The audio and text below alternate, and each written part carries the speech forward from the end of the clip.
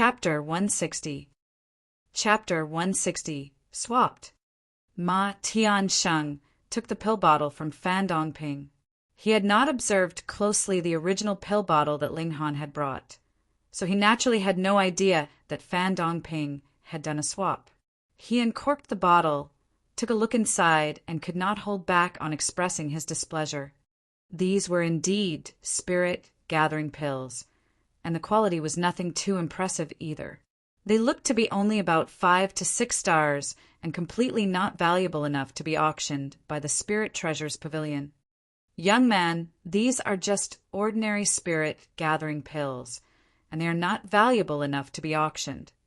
Ma Tiansheng threw the pill bottle back to Fan Dongping, anger flickering across his face. He actually lost his composure because of a bottle of spirit-gathering pills. This was extremely displeasing to him. Lu Yutong already understood what was going on, and the gaze she directed at Fan Dongping had a sliver of killing intent. Meanwhile, Fan Dongping was extremely pleased with himself. He did not know that the pill bottle he had swapped contained foundation-building pills, but was able to ascertain that they were at least black-grade alchemical pills.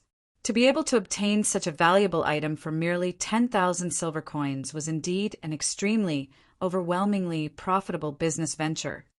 If he had known that they were foundation-building pills, he most likely would not have dared to try such a scheme, because it would involve a lot of trouble that he would not be able to cope with.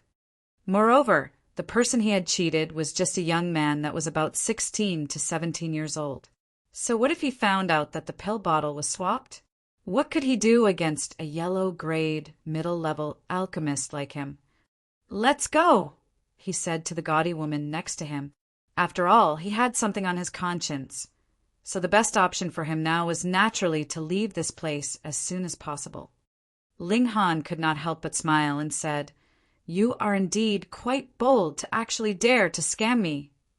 "I don't know what you're talking about. I'm leaving." Fan Dongping's heart beat wildly in his chest. It was an absolute windfall for him to have managed to get a bottle of black-grade alchemical pills out of a scam.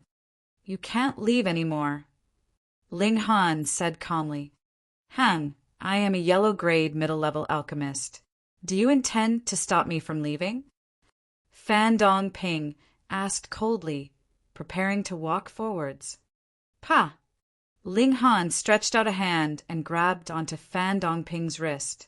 He said with a smile, "I'm not just going to stop you from leaving. I'm also going to thrash you." "You dare!" Fan Dongping shouted loudly, "Let go! Let go your sister!" Ling Han's fist flashed out and with a paw hit Fan Dongping's left eye, instantly causing the guy to cry out in pain and use a hand to cover his eye. When he lowered his hand, his eye had become black and blue. "Bastard!" Fan Dongping roared fiercely. "The people of Spirit Treasures Pavilion, are you not going to interfere and allow someone to commit crime in your territory? Are you still planning to continue your business?" A troubled expression appeared on Ma Tiansheng's face at his words. Indeed, it was forbidden to make trouble at Spirit Treasures Pavilion, but he was not happy with Fan Dongping's character. That was why he had not stepped out to stop Ling Han at the first moment. But as Fan Dongping had pointed out the inaction of the Spirit Treasures Pavilion so directly, it was not proper for him to pretend that he had not heard Fan Dongping either. "Young man, stop immediately!" he shouted at Ling Han. Pung, pung, pung, pung. Ling Han looked like he had not heard anything at all. He simply concentrated on giving Fan Dongping a harsh beating, actually daring to try to cheat him. How outrageously brave of him. Fury appeared on Ma Tiansheng's face. This young man actually ignored his words, and even dared to use violence in Spirit Treasures Pavilion. He was really too brave. He snorted and called out, "Guards, apprehend this brat!" Lu Yutong immediately took a step forward. Hu Niu's ferocious nature also surfaced as she bared her teeth at Ma Tiansheng. Ling Han retrieved a jade bottle from Fan Dongping's clothes. He was, of course, very familiar with his own possession. He did not even take another look, and simply threw it over to Ma Tiansheng as he said, "This is what I wanted to auction." Ma Tiansheng smiled coldly and said, "You actually dared to make a move at Spirit Treasures Pavilion and still want to pretend nothing had happened. You're wrong. I only caught a thief myself, retrieved my stolen possession, and gave the thief a well-deserved thrashing." Ling Han said calmly and directed a dignified stare at Ma Tiansheng. Ma Tiansheng's heart trembled. The eyes of this young man seemed to be able to see into the inner depths of his soul, causing his whole body to tremble. Involuntarily, he uncorked the jade bottle. It was only a single instant, and an expression of utter shock appeared on his face. As an appraiser, he was naturally not familiar with the ways of alchemy. However, he was very familiar with the various types of alchemical pills, because this was part of his job. Foundation building pill. Ma Tiansheng immediately gasped out in shock, indescribable astonishment on his face. In that one moment, he had already believed that Ling Han was telling the truth and that Fan Dongping had definitely played a trick on them both and swapped the pill bottles. Otherwise, how could a mere yellow-grade middle-level alchemist like Fan Dongping be able to possess foundation-building pills? "So you do have good judgment." Ling Han nodded. Foundation-building pills definitely had never appeared in Rain Country, but this man could recognize that they were foundation-building pills with a single look, so it seemed like he did have some knowledge and experience. Ma Tiansheng could not bother with Ling Han at that moment.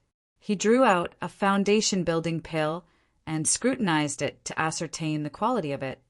Ling Han smiled calmly. Since that was the case, then he'd deal with his own issue as well. His foot pressed down on Fan Dongping's face, and he smiled as he said, "You are very brave to actually dare to scam even my things. Brett, you're dead." Fan Dongping said grimly, "I am an alchemist, and you actually dare to injure me. That is a crime punished by death. Moreover, you even stole my alchemical pills. This will only make your crime worse. You still dare not to repent for your crimes." Ling Han shook his head and asked Liu Tong, "According to the laws of Rain Country, how much money should a person like him steal to be able to be sentenced to death?" A crime of theft could either be heavy or light. It depended on the amount stolen, as well as the identity of the victim. If 10 silver coins was stolen from a poor commoner, that would be considered a heavy crime. But for a rich man, a theft of 10 silver coins would only cause him to be looked down by others for a while. If a yellow-grade middle-level alchemist like Fan Dongping were to be sentenced to death for theft, the amount stolen would have to be exorbitantly colossal. Liu Yutong thought for a moment, then said, "At least 10 million. Ling Han turned and asked Ma Tiansheng, "Are these foundation-building pills worth 10 million? Ma Tiansheng immediately glared at Ling Han furiously. What kind of joke was he talking about? These were foundation-building pills they were talking about, and the lowest price for one was 10 million and above. Do you have any common sense at all?" But when he recalled that these foundation-building pills were Ling Han's own, he instantly softened and said, "There are in total 9 foundation-building pills here, and if they were to be auctioned off, the lowest price they could be sold it would be 100 million silver coins." 100 million! Fan Dongping instantly felt like he was going to pass out as an incomparably cold shiver traveled all over his body. How could Ling Han be any ordinary person if he were able to take out an auction item that was worth 100 million? But when he thought about the reality that he would really be arrested for theft, it was not only something shameful for him. The colossal amount of 100 million was more than enough to sentence him to death. Beside him, the gaudily dressed woman had already begun to shiver and silently moved away from him, obviously trying to draw a clear dividing line between herself and Fan Dongping. "No, these alchemical pills are mine. Mine." The only thing Fan Dongping could do now was to insist stubbornly that he was telling the truth. If not, he would really be finished. "Are you an idiot?" Ling Han gave him a kick. "How could a stupid pig like you be able to concoct alchemical pills that are close to Earth grade? You yourself are an idiot, so you think others are idiots too? Fan Dongping's face became ashen. He knew that he had poked a hornet's nest now. Alchemical pills close to Earth grade. Perhaps not even the two big bosses of Alchemy of Rain Country would be able to concoct such high-grade pills. This young man must definitely have a terrifying background. Master Ma! 3 guards approached quickly and looked at Ma Tiansheng in question. They had come because they saw that there was a big commotion going on here. Apprehend this man, Ma Tiansheng commanded coldly. Then make a report to the Imperial Guards. Tell them we have encountered a crime of theft here. Yes, Master Ma. Fan Dongping, who was currently looking like a dead dog, was immediately dragged out by the 3 guards. Chapter 161. Chapter 161. An Evil Soul. How may I address you, mister? Ma Tiansheng was currently all smiles. The previous horrible impression that Ling Han had given him was completely swept aside, of course. This was a grand customer that was able to produce alchemical pills close to Earth grade. What other person could do such a thing in the whole of Rain Country? Absolutely none. Ling Han, you may address me as young Master Han, Ling Han replied. Ma Tiansheng involuntarily wiped off sweat from his forehead. He did not want to address a young man as young master even one bit, but Ling Han was indeed a very important customer. If he offended Ling Han and Ling Han decided not to commission the Spirit Treasures Pavilion to auction off the alchemical pills on his behalf, then he'd really be in deep, deep trouble. Young Master Han! He could only do as Ling Han had said and address him as young master. Then he said, please follow me. I shall help young Master Han take care of the procedures for registration. All right, Ling Han agreed with a nod. The news that 9 alchemical pills close to Earth grade had appeared at Spirit Treasures Pavilion very quickly reached the ears of the higher-ups. Very soon, an old man dressed in embroidered robes appeared and received Ling Han respectfully. Then he introduced himself. I am the 3rd elder of this pavilion. My surname is Jia, and my name is Jia Bayin. Senior Jia, Ling Han greeted him, raising his clasped hands in respect. This old man was a spiritual pedestal tier elite, and more than deserved his respectful greeting. Young friend, are you intending to auction these foundation-building pills here, or directly sell them off to our pavilion? Jia Bayin asked. Ling Han smiled faintly and answered, auction. Such alchemical pills were used to assist one to break through to the next level, so it was of course best to auction them off in order to maximize their price. Jia Bayin looked a little disappointed at this. If the foundation-building pills were directly sold to the Spirit Treasures Pavilion, they'd be able to auction a single pill every few years. Firstly, this would help to increase the reputation of the Spirit Treasures Pavilion. And secondly, rare items were always the most expensive. This would allow the Spirit Treasures Pavilion to obtain the highest amount of profit from these foundation-building pills. Unfortunately, this brat was not that foolish. However, 9 foundation pills would definitely be auctioned off for an astronomical figure. The Spirit Treasures Pavilion would be earning more than enough from the commission alone. Young friend, if a customer commissions the Spirit Treasures Pavilion to auction items, we usually charge a commission fee of 15%. However, because the foundation building pills are much too valuable, I can make the decision to lower the commission fee to 14%. How does that sound? Jia Bayin asked, smiling. How ruthless! They actually had such a high commission rate. Lu Yutong was pouting at one side. The value of 9 foundation-building pills was definitely above 100 million, and this commission fee of 14% would be over 1 million silver coins, far above the monthly net profit of the Lu clan. However, Jia Bayin was already generous enough to actually cut 100,000 out of the commission of the Spirit Treasures Pavilion. Of course, this was also because the value of the foundation building pill was really too high. All right, Ling Han nodded. Money was not something that he attached a lot of importance to. Anyways, Jia Bayin smiled and continued, if you want these foundation-building pills to be sold for a good price, the best option would be to auction them over a few auctions. If young friend is not in a hurry to use money, why not use this small scheme? The more the foundation-building pills could be sold for, the higher the earnings of the Spirit Treasures Pavilion would be.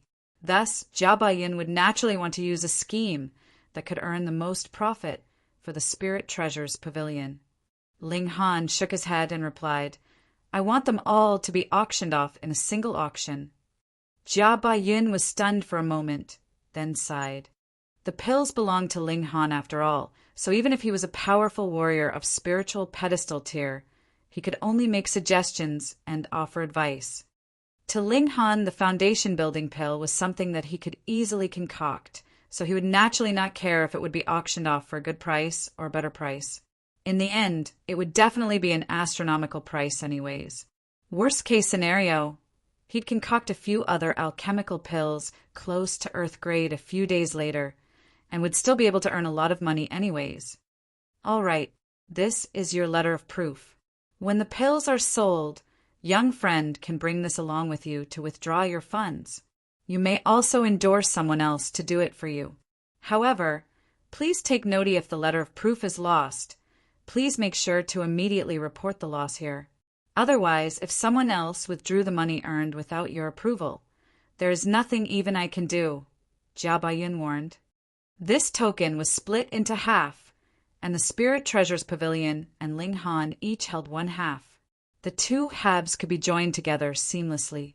Both Jia Bayin and Ling Han left a handprint on their own half. This would help prevent any possibility of anyone using false identities. Young friend, if you have other such pills in the future, why not come auction them off at our Spirit Treasures Pavilion again?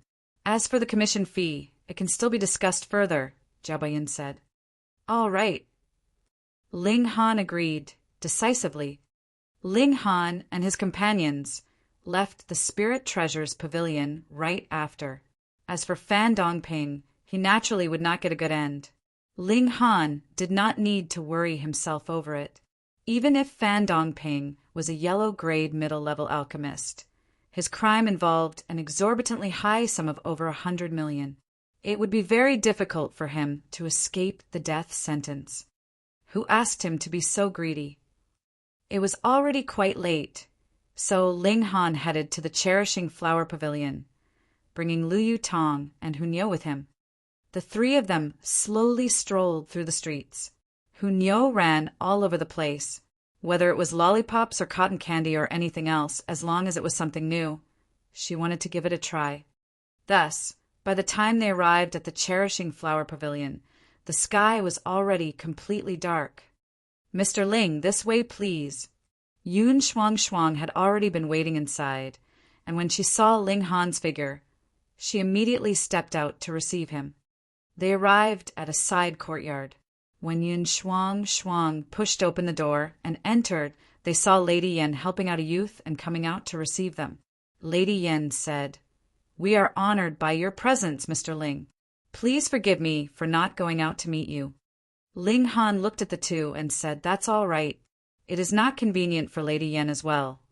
So I understand your difficulty. This should be your son, am I right? He has been sleeping for quite a number of years, so his body should still be very weak."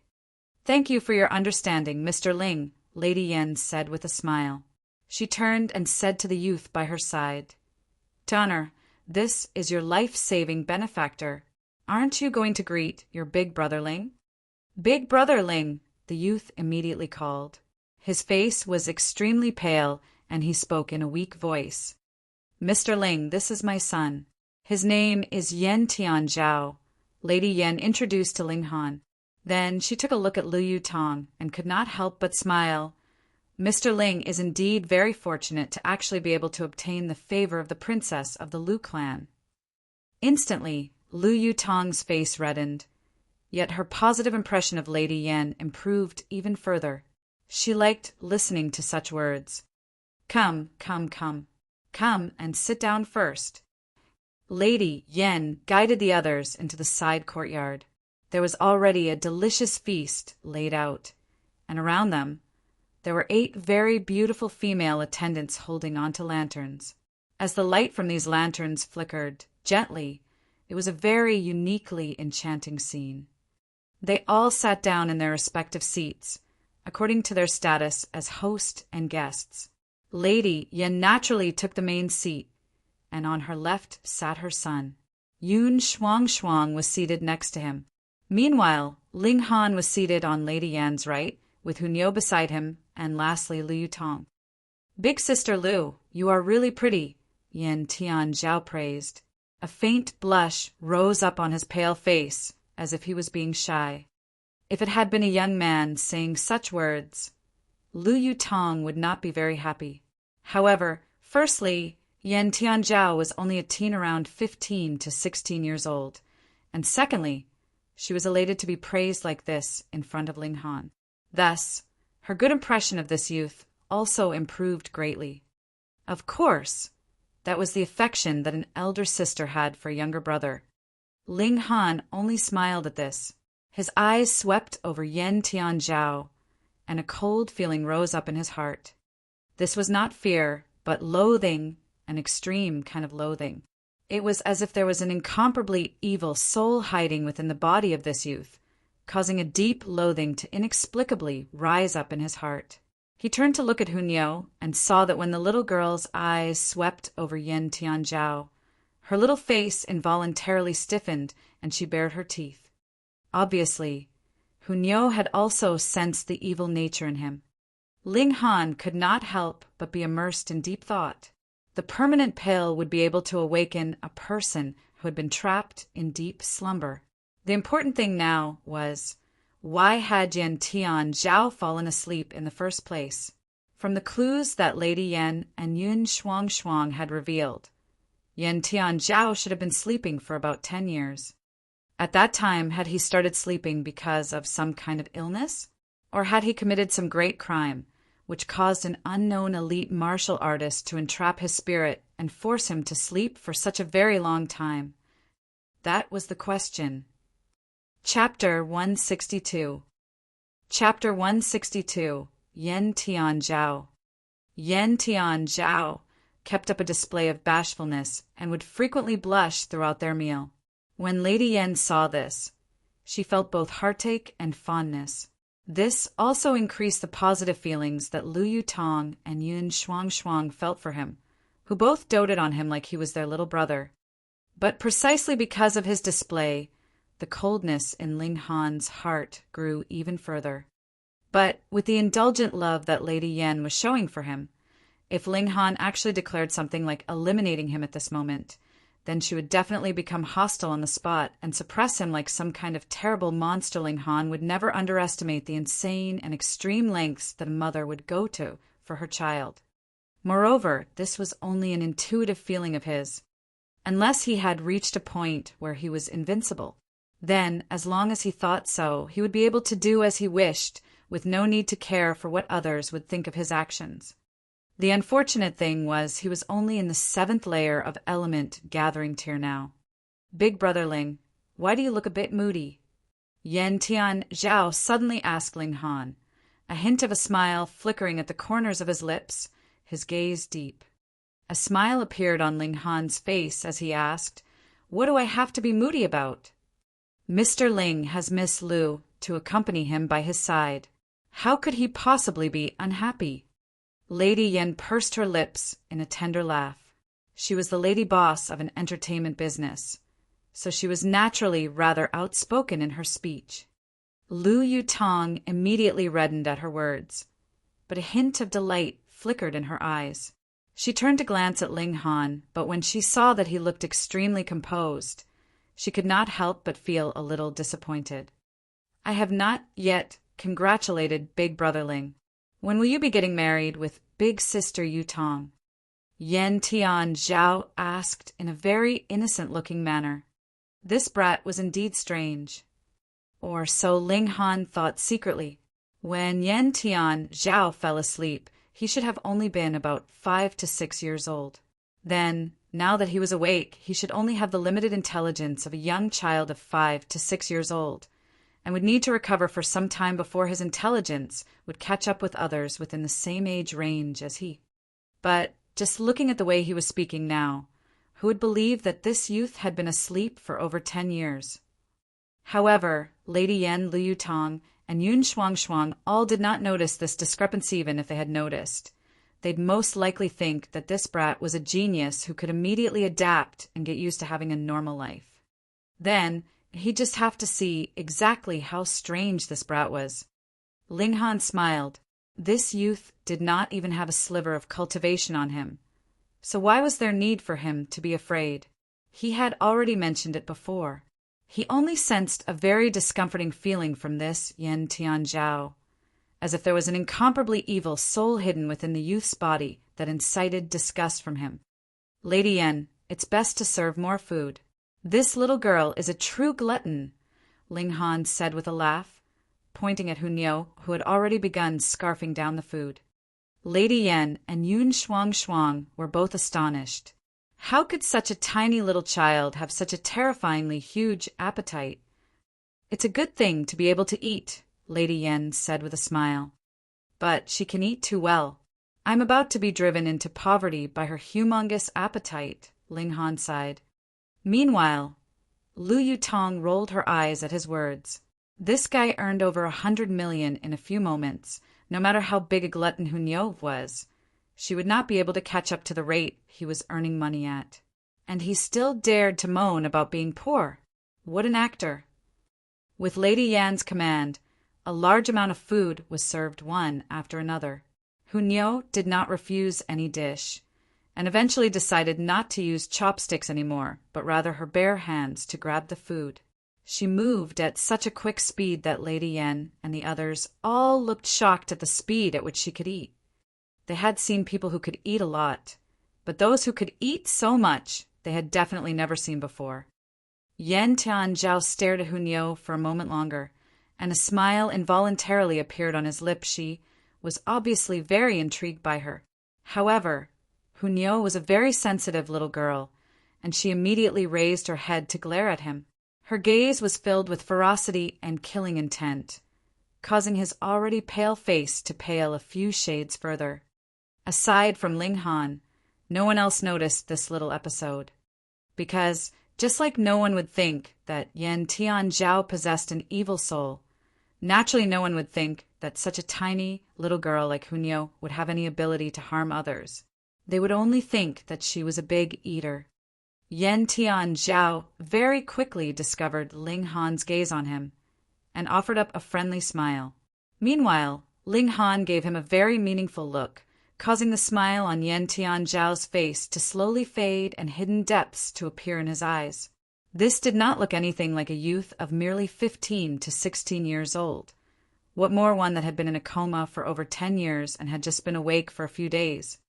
Please accept this cherishing flower command, Mr. Ling. Lady Yen gifted him with an intricately carved jade plaque that was carved into the shape of a flower. The holder of this plaque would not only be able to enjoy a 20% discount in Cherishing Flower Pavilion, but can also come without any kind of reservations. There are a few side courtyards that have been set aside specifically for extremely honored customers like Mr. Ling. Ling Han received the plaque, smiled, and said, "Thank you, Lady Yen." Overall, both hosts and guests quite enjoyed this feast. Of course, the happiest person was definitely Hunyao. She had eaten so much that her little tummy was slightly rounded.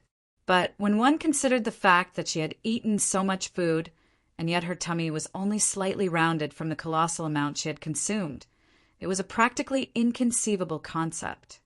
Ling Han now was not so curious about where the food she had consumed had gone.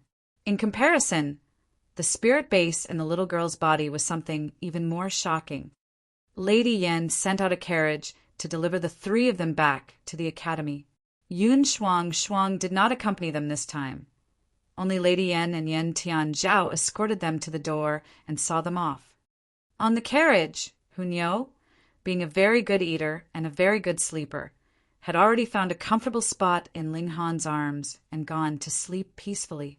In a few moments, a long snoring sound could be heard from her. Lady Yen is really too pitiful. She had to support the business of the cherishing flower pavilion all by herself and still take care of her comatose child. If I were her, I would most probably have broken down long ago, Lu Yutong said ruefully. Ling Han thought for a moment, then asked, "Have you ever thought about why Yen Tianzhao had fallen into a coma in the first place? It should have been some kind of inborn illness, right? Something like my 3 vanishing veins," Liu Tong said. And it was exactly this fact that caused her to empathize with Yen Tianzhao and dote on him like a little brother. Then, when he fell into a coma, he should have only been about 5 to 6 years old. He has just barely woken up and yet can completely behave like a normal person. Isn't that strange? Ling Han asked. Maybe he's a natural-born genius. Lu Yutong paused, then said, You seem to be a bit unfond of Tianzhao. I don't like this person. Ling Han did not hide anything. Niu doesn't like too. Niu suddenly awoke and sat upright on Ling Han's lap, looking extremely serious. Why? Lu Yutong felt a bit curious. Ling Han shook his head and said, I can't describe why. I keep feeling that this brat is extremely evil, making me have the urge to thrash him. Therefore, it's best if this brat does not appear before me again, or I will definitely have fun thrashing him. How willful. Thrash him. Hit him. Niu waved her little hands too. You guys. Lu Yutong was completely speechless. Why would Ling Han dislike Yen Tianzhao? Could it be because I doted on him too much, so this guy is jealous? When she thought of this, Lu Yutong's heart could not help beating wildly. Since you don't like it, then I won't see him again, she said, tugging at her sleeve. A beautiful blush rose up on her face, giving her a very tempting look. Was this girl misunderstanding something? But never mind. As long as she did not come into contact with Yen Tianzhao again, that would be fine. Though this brat did not have a single bit of power in him, Ling Han still felt he was really too strange. And if his deductions were not wrong and Yen Tianzhao had fallen into a coma because of something someone else did, then perhaps it was because someone had discovered his evil nature, yet could not bear to kill a young child of 5 to 6 years old, and so merely caused him to fall into a coma. Chapter 163. Chapter 163. Jin Wuji's Request. After returning to the Huyang Academy, Ling Han and Lu Yutong both went their own way.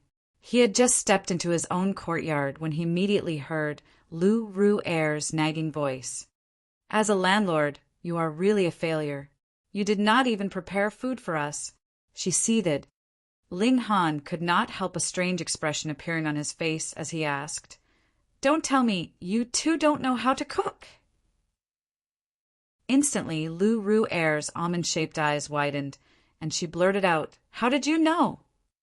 I can easily tell from looks of your incompetence, Ling Han sighed. This pair of assassin sisters were really failures. They failed at assassination and did not even know how to cook. They really were the rookies of all rookies. Who are you calling incompetent? Lu Ru'er asked with a defiant expression. When I have recovered all my abilities, I will definitely give you a good thrashing. Ling Han could not help but laugh, and said, Then why should I still continue to care for 2 enemies like you two? I've been short of money recently, and if I take advantage of the chance to provide information on 2 criminals, I should be able to get quite a considerable sum of money. Lu Ru'er instantly paled and gasped in fear. You're just scaring me. Am I? Ling Han crossed one leg over the other, an unfathomable expression on his face. Lu Ru'er wavered. She had always been living under the protection of her elder sister and never needed to worry about the bad intentions of others. Now that she was facing Ling Han, who was in his 2nd lifetime on her own, she was naturally easily played by him. Come, sing a little song for me. If you sing well enough, then I'll let you off, Ling Han said, smiling. Lu Ru'er finally understood that Ling Han was just trying to scare her and could not help patting her breasts as she said, "You're so mean." But she immediately raised her head and added, "All right, then I'll sing a song. But don't think that I'm afraid of you. It's just been too long since I last sang, and I feel an itch in my throat." She opened her mouth and began singing. The song she sang was mellow and would easily touch the hearts of listeners. Ling Han nodded internally. This little girl was a bit of a ditz, but she was indeed quite a talented singer. Looks like she went into the wrong business. Noisy! Noisy! Hunyo was awakened by the song and glared in displeasure at Lu Ru'er, her ferocious nature fully out in the open. Lu Ru'er was not very happy with her critique and said, "I have such a beautiful voice, and you actually say it's noisy. There is indeed no hint of elegance in you." Hunyo glared at her in defiance. The two girls glared furiously at one another, neither willing to back down. From the looks of it, they were prepared to glare at each other until the end of time. Ling Han yawned, stood up and walked to his bedroom, intending to go to bed. Hunyo immediately took a great leap and clung onto Ling Han. Then she turned and made a silly face at Lu Ru'er. Such a failure. She couldn't even handle a little kid. Lu Ru'er clutched her hair in frustration. As an assassin, she couldn't even win in a staring competition with a little girl. Was she really suited to become an assassin? When he awoke, there was a shade of pale white in the eastern sky. Ling Han sat up in a cross-legged position and began to cultivate. He was deliberately waking up earlier now to cultivate at a different time from Hunyo. This way, he would not need to run all over the place to cultivate elsewhere.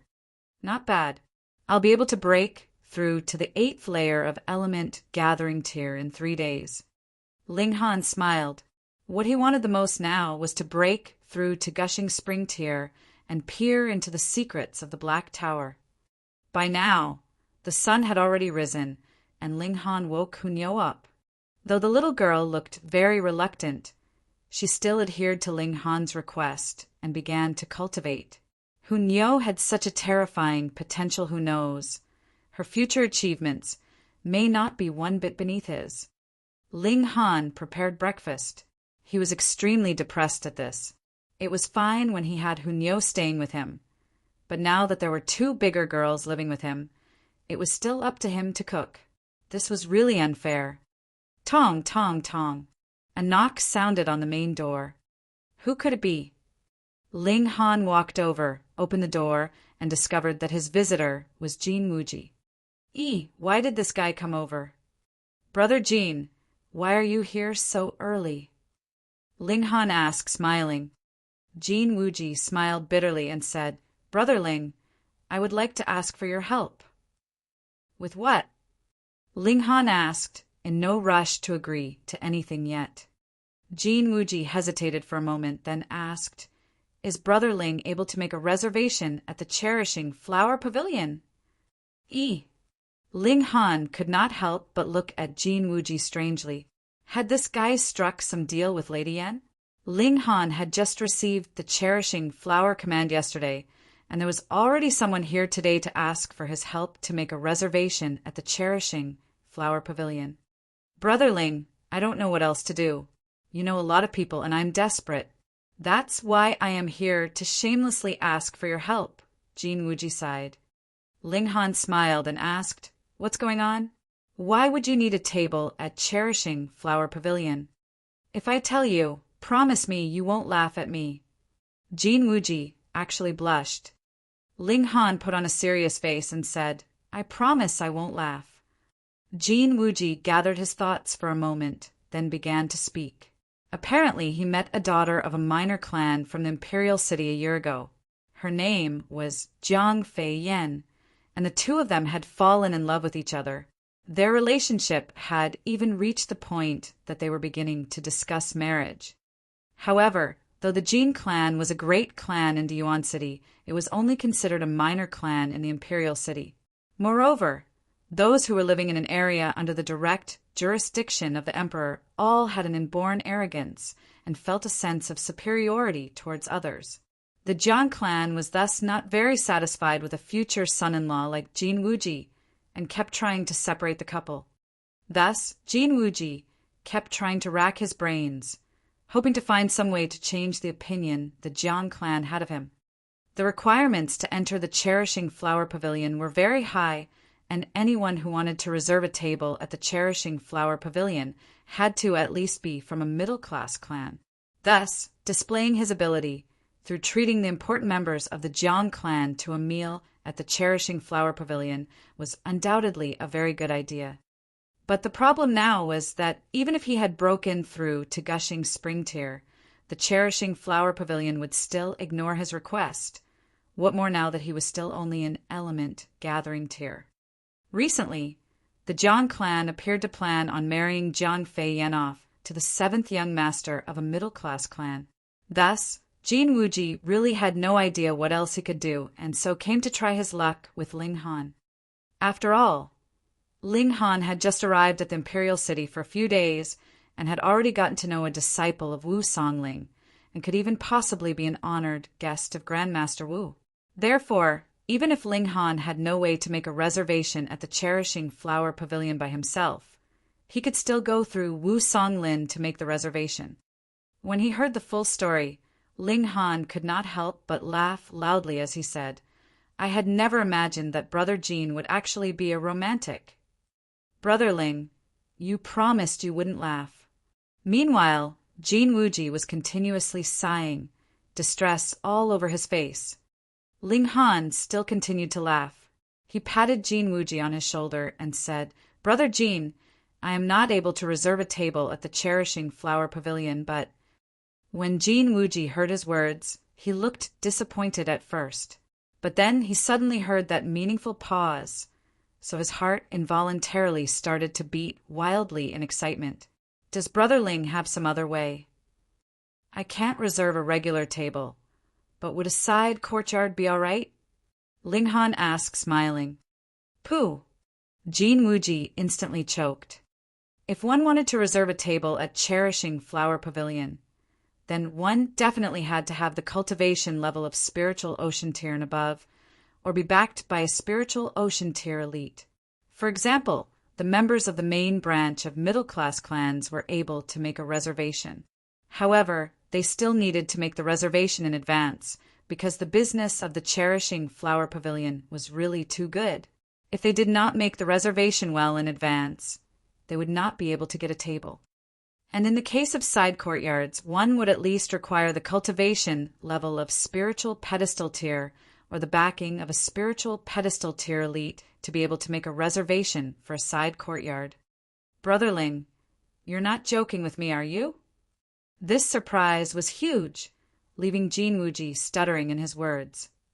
Chapter 164. Chapter 164.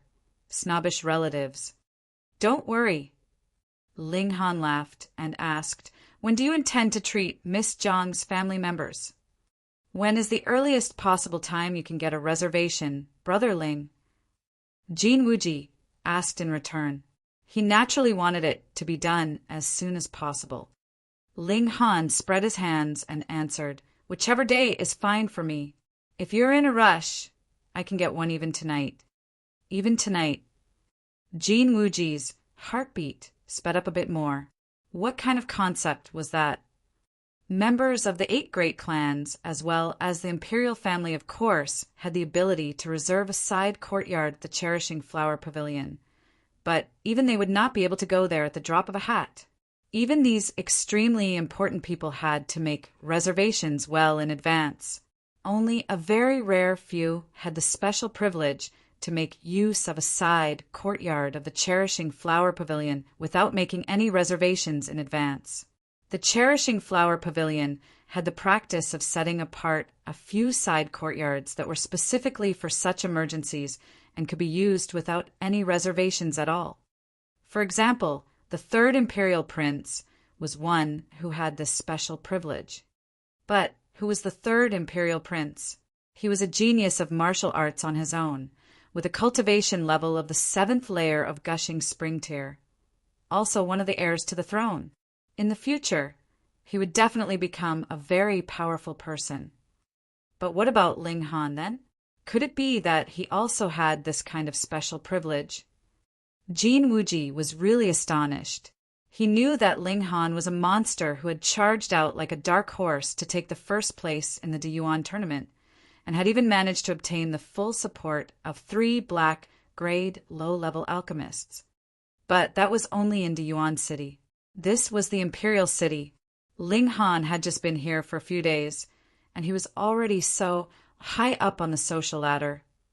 To compare yourself with others would indeed drive one crazy.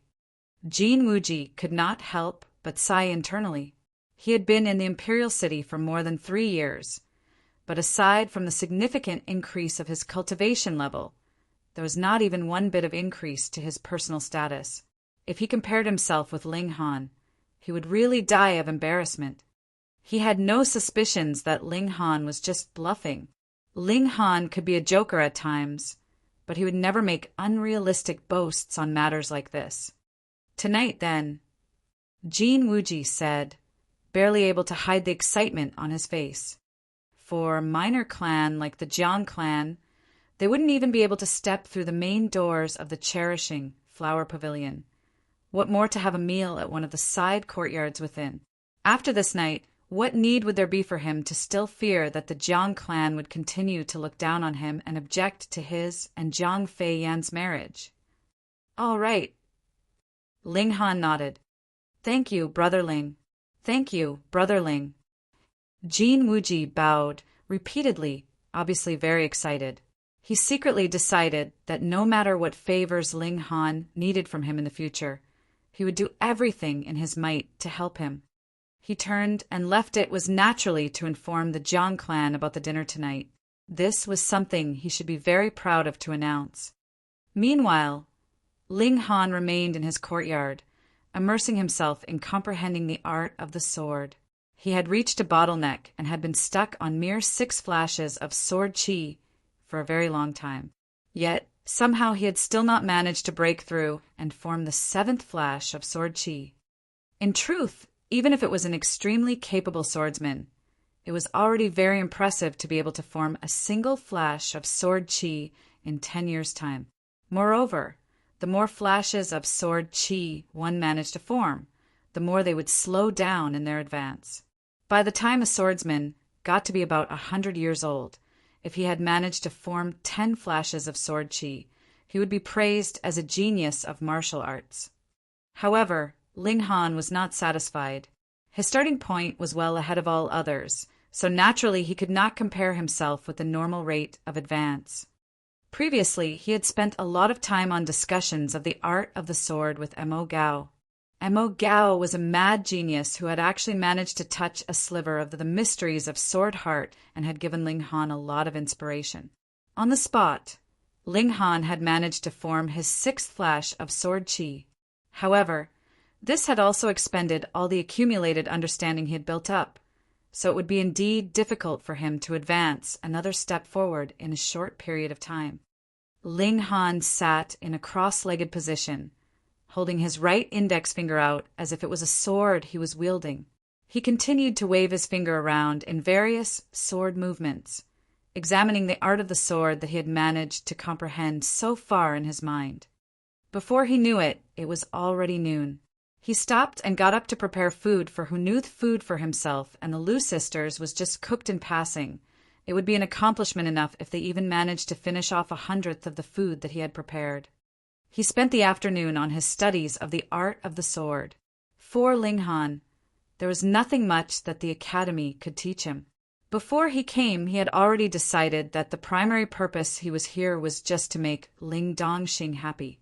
However, the path he was meant to walk in the future had already been well planned in advance by him. In the evening, he brought Hunyo along with him to the cherishing flower pavilion. He merely flashed the cherishing flower command, and automatically there were female attendants leading him to an elegant side courtyard and inquiring him about the dishes and wines to be served for the dinner tonight. The appetizers were served first. When Hunyo saw them, she could not help but feel her appetite stirred up and failed to hold back from stealing a few bites, causing the 8 female attendants serving them to cover their mouths as they smiled secretly. Ling Han would naturally not reprimand her either. After all, he was not short of money now. If she finished off a plate, then he'd just have another plate served. After about half an hour, a company of 8 walked in, led by a female attendant. Aside from Jin Wuji, the other 7 people of this party was naturally the members of the Jiang clan. They included Jiang Fei Yan and her parents, as well as her 2 aunts and their 2 sons. So this is a side courtyard of the Cherishing Flower Pavilion. It's really too beautiful. In the past, we only managed to get into the ordinary rooms of the Cherishing Flower Pavilion. Looks like Fei Yan has really found the right guy this time. He can even manage to make a reservation for a side courtyard of the Cherishing Flower Pavilion. Yes. I heard that only members of the 8 great clans and the imperial family have the ability to reserve a side courtyard here. Then wouldn't that mean that we are at the same level as the 8 great clans and the imperial family now? The older members of the Jiang clan were all looking very excited. As a minor clan, they did not have much to worry about. The only thing they lacked was advancement in their social status and recognition of their status. Merely having dinner here tonight would be enough for them to boast for the rest of their lives. Do you have any souvenirs here that I can attach to my clothes? Eldest aunt immediately asked one of the female attendants. If there were, then she would definitely attach it to her clothes every day and would show it to everyone she met. The female attendant stared blankly. Those who were able to come here to spend money were naturally of extremely high status, so she had never been asked such a question by anyone else before. She could not help but be stunned for a moment, before replying, "We don't." "How could you not have any?" Youngest aunt also leaned over. "Why not you ask someone to prepare one for us?" That's right. Prepare one," eldest aunt said hurriedly. When they heard the words of these 2 senior relatives, Jin Wuji and Jiang Fei Yan both blushed to the roots of their hair, feeling unbearably ashamed. Meanwhile, those 2 cousins of Jiang Fei Yan kept staring pervertedly at the faces and breasts of the female attendants with deep focus. "Brother Jin." Ling Han stood and waved at Jin Wuji. "Brother Ling." Jin Wuji returned the gesture, filled with gratitude. "Haha, thank you very much, Brother Jin. Thanks to you, I can also enjoy a meal at this Cherishing Flower Pavilion for once," Ling Han said, smiling. Jin Wuji knew that Ling Han was trying to put him in a high position. He could not help feeling very touched by the action, and only nodded repeatedly. Ling Han smiled, though there had been a little conflict between himself and Jin Wuji and Jin Wuxiang. Jin Wuji had already apologized long ago, so everything was forgotten. And afterwards, Jin Wuji purposely forfeited his match at the Diyuan tournament, and even brought his own people to help rescue Ling Dongxing. Whether or not Ling Han had needed it, all these were debts that Ling Han owed. Debts would naturally have to be repaid, so Ling Han was very willing to act as a minor role to cast a better light on Jin Wuji. "You naturally have to thank our Wuji." Eldest aunt wore a very despising expression, looking very disdainful. "I heard that you are a friend of Wuji's from the Diyuan city. You are indeed a country bumpkin that doesn't know the rules of proper society. It was already nice enough to invite you to dinner, and you actually brought a little girl along with you." Jin Wuji's expression changed immediately, and he was about to speak up. Yet when he saw Ling Han shake his head at him, he could only swallow the urge down. Ling Han did not take the words of eldest aunt to heart at all. They went in one ear and out the other. What need was there for him to take such a vulgar person seriously? After all, they would only be meeting this once. In the future, he would not see these people again. Thankfully, the members of the Jiang clan were all mesmerized by the new sights they saw, since it was their first time entering into a side courtyard of the Cherishing Flower Pavilion. When the dishes were served one after another, as smoothly as the flow of water. They could not bother with displaying disdain for Ling Han any longer and began enjoying the food. "Aya!" One of the female attendants suddenly exclaimed in shock, pointed at the Jiang Fei Yan's eldest cousin, and said, He touched my bottom!" Chapter 165. Chapter 165. Guess whom we saw? "Why are you making such a fuss? You have a tiger's bottom, is it that I can't even touch?" Zhang Hualien, the eldest cousin, humphed, looking very displeased. After all, touching someone else's bottom was a very lowly thing to Devon He, who thought himself a Casanova, would not want to be exposed for doing such a thing in such a public venue. "Aren't you going to apologize to my cousin?" Tong Yuan, the second cousin, spoke up as well, arrogance all over his face. "We are the most honored customers of your cherishing flower pavilion. Do you know who honored customers are? Those who are able to enter into a side courtyard are all in the ranks of spiritual pedestal tier elites.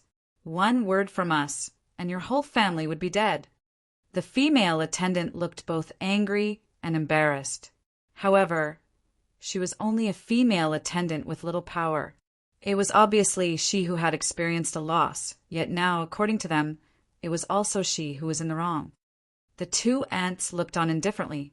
In their eyes, a mere female attendant was naturally not worth even a single hair off the heads of their sons.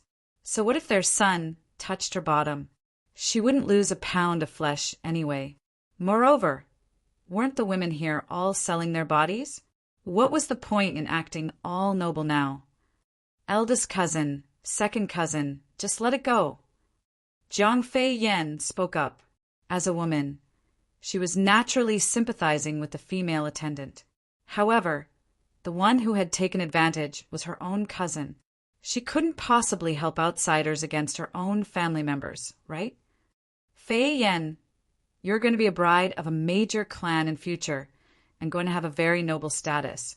There is no need for you to sympathize with these little b asterisk, asterisk, asterisk, asterisk, asterisk, asterisk." Eldest aunt immediately said to Jiang Fei Yan in a lecturing tone, "That's right, Fei Yan. You can't be too kind. As the matriarch of a major clan, you must learn to be ruthless in your ways," youngest aunt continued. Both Jiang Fei Yan's own parents remained silent, however. From the looks of it, both her parents did not have much of a voice within the Jiang clan.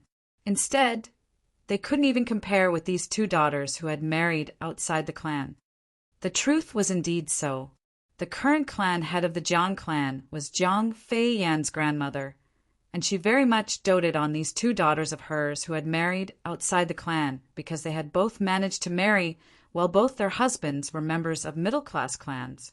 Though their husbands were not very important in their own clans, they still benefited from the protection and influence of their clans. Naturally, they were very confident in front of their relatives who were only members of a minor clan. Every time they returned to their parents' home, they would strut around in front of their siblings. As time passed, Jiang Fei Yan's parents spoke less, allowing these two aunts to speak as much as they liked. This time, the plans to marry Jiang Fei Yan off to a middle-class clan was naturally the handiwork of these two aunts. In their eyes, this was naturally all for Jiang Fei Yan's own good.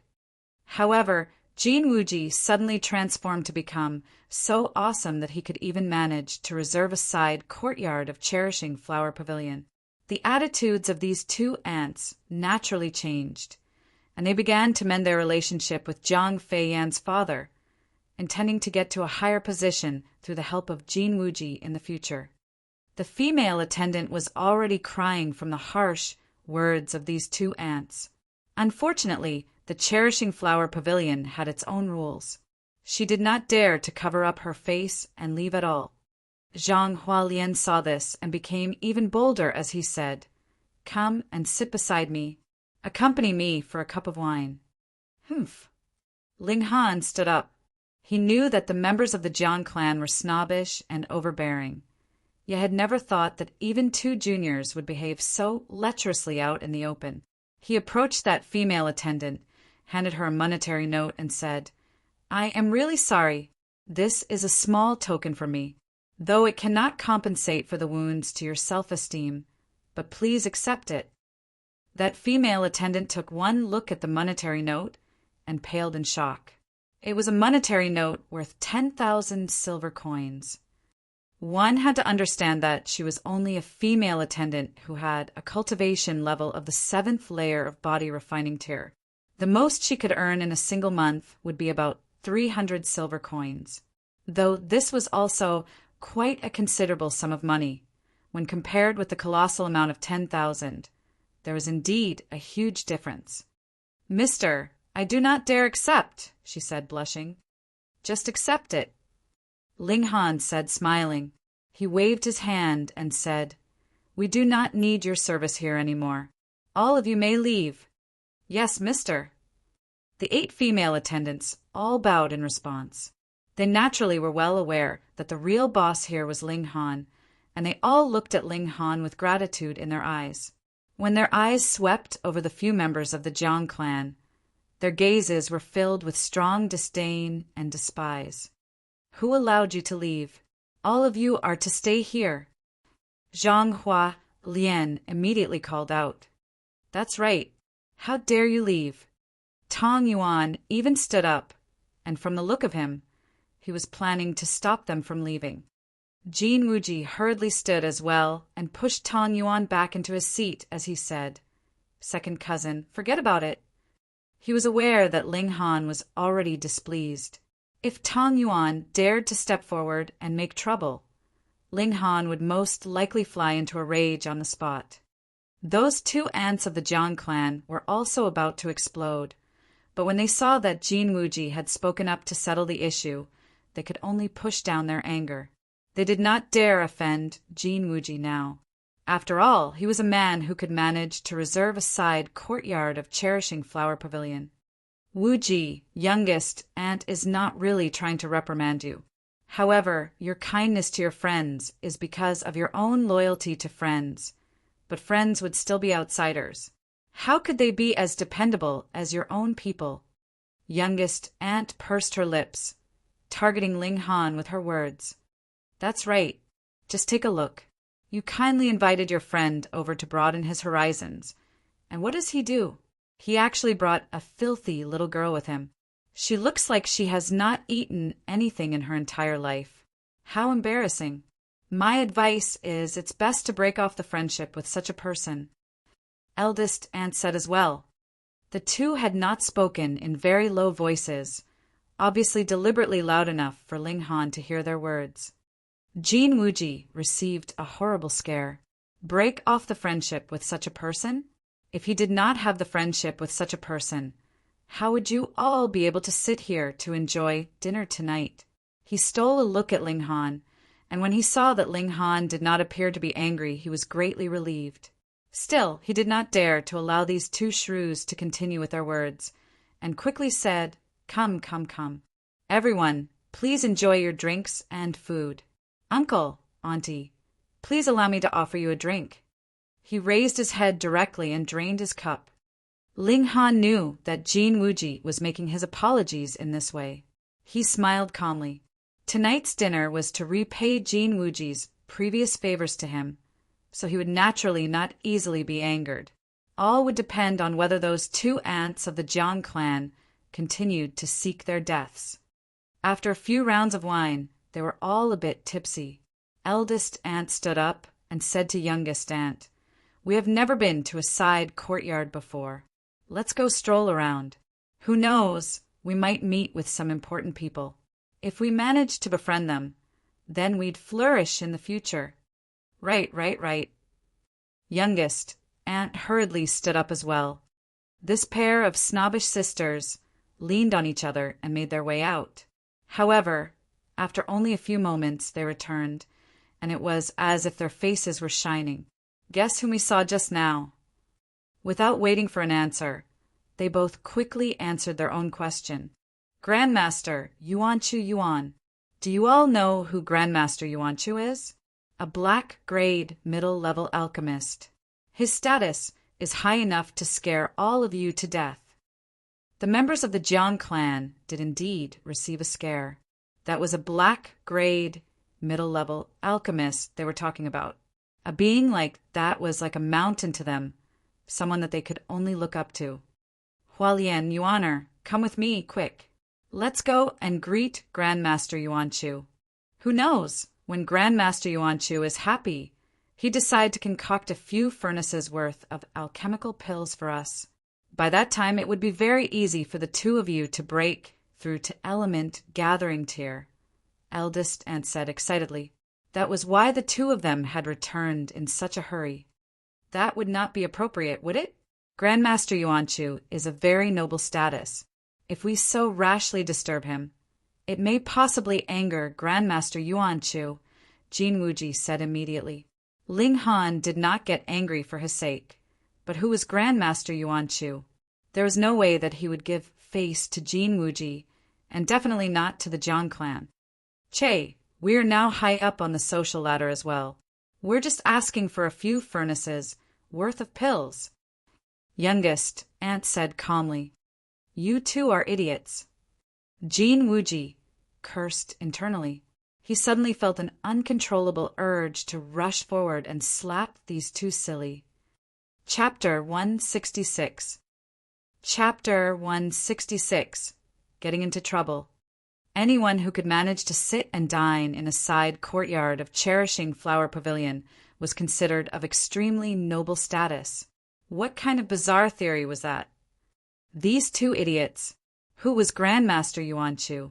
If they dared to so rashly barge in, who knows if he would be angered by their lack of manners?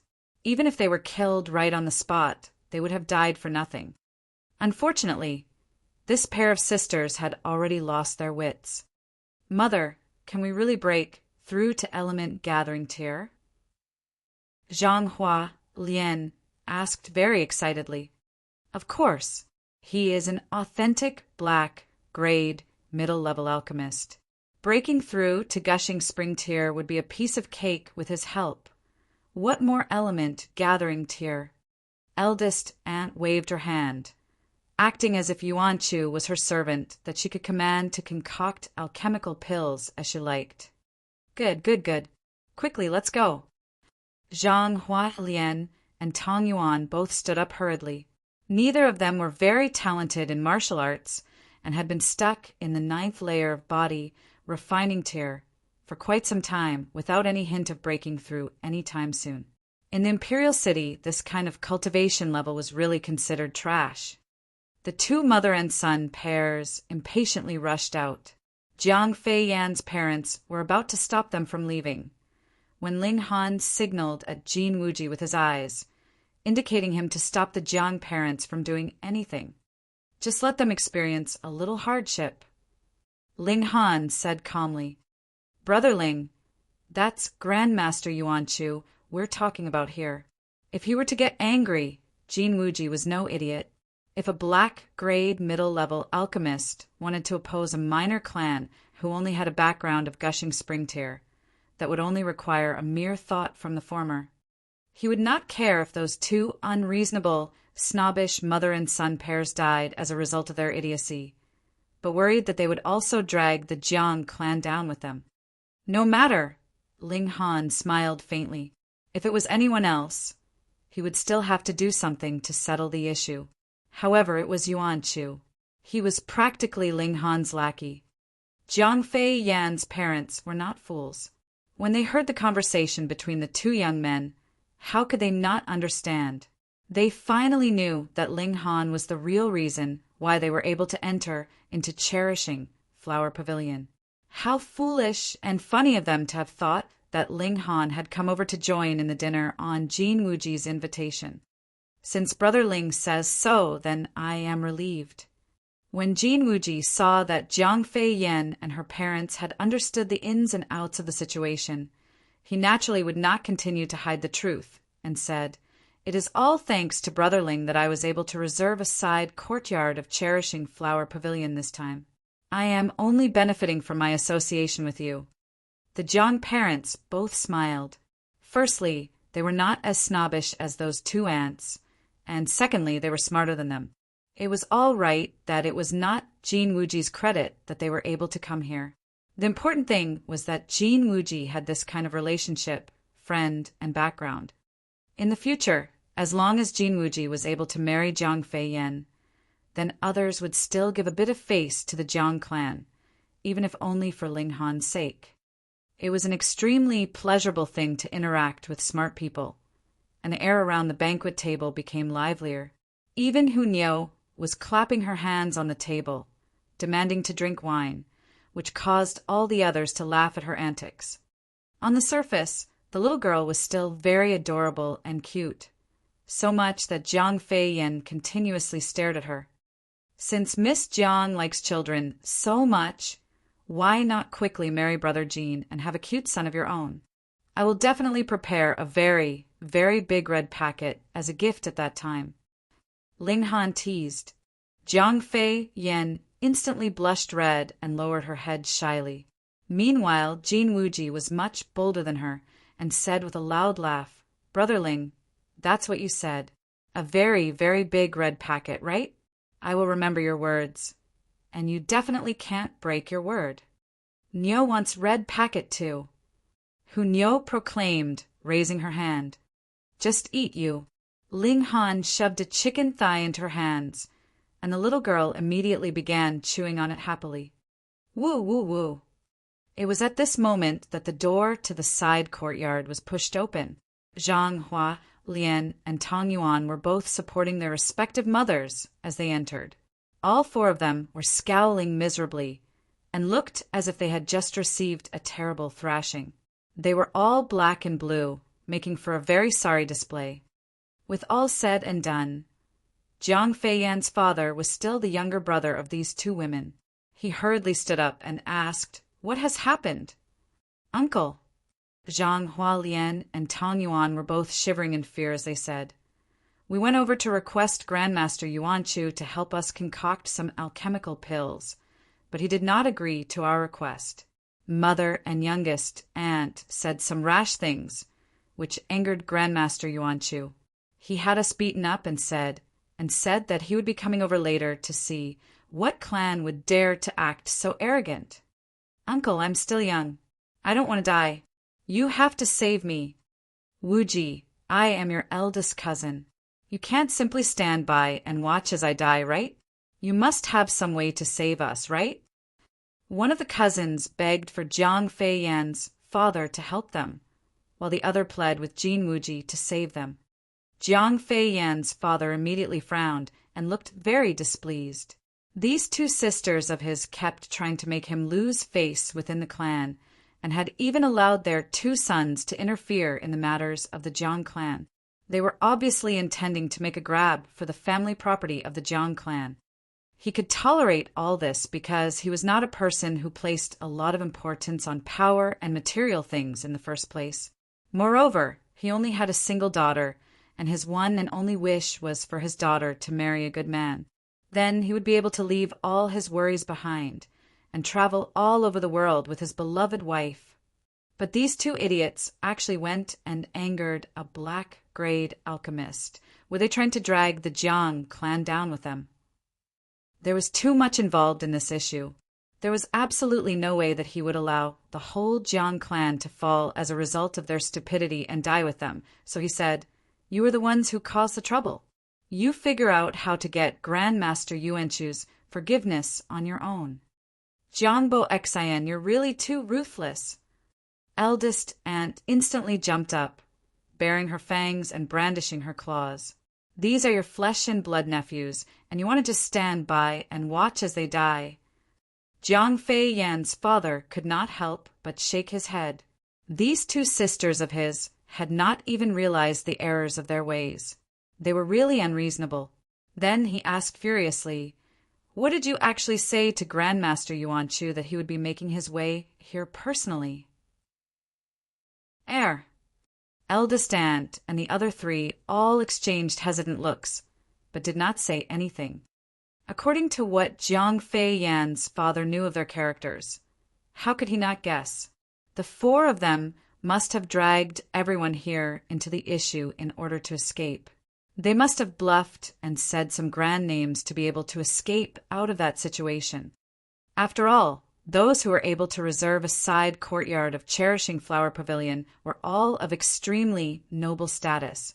Grandmaster Yuan Chu would definitely not drop to the level of the four idiots, but would still make his way to personally see the host here. He would be calling the main host to account for the offense that these four had committed. They were really going to suffer, and everything was because of these four idiots. Jiang Fei Yan's father suddenly felt an urge to spit out blood in his extreme fury. It was already enough that these two mother and son pairs were as stupid as pigs, but they actually even implicated others, making him feel an uncontrollable urge to tear all four of them into pieces. From outside, the sound of footsteps was heard coming nearer and nearer. Then a knock was heard on the door, and a man's voice said, "We are here on behalf of Grandmaster Yuan Chu to pay our respects to the host of this side courtyard." Shua, Jin Wuji, and the others all stood, all of them looking very anxious. Though Ling Han had already assured them just now that everything would be all right, he was really still much too young. Who would put too much confidence in his words? When they thought about it, even if Ling Han was awesome, the source of his awesomeness must be from the party behind him.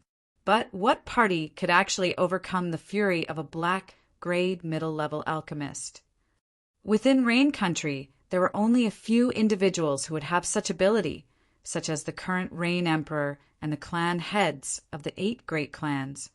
Quickly, go and receive Grandmaster Yuan Chu. Jiang Fei Yan's father said hurriedly.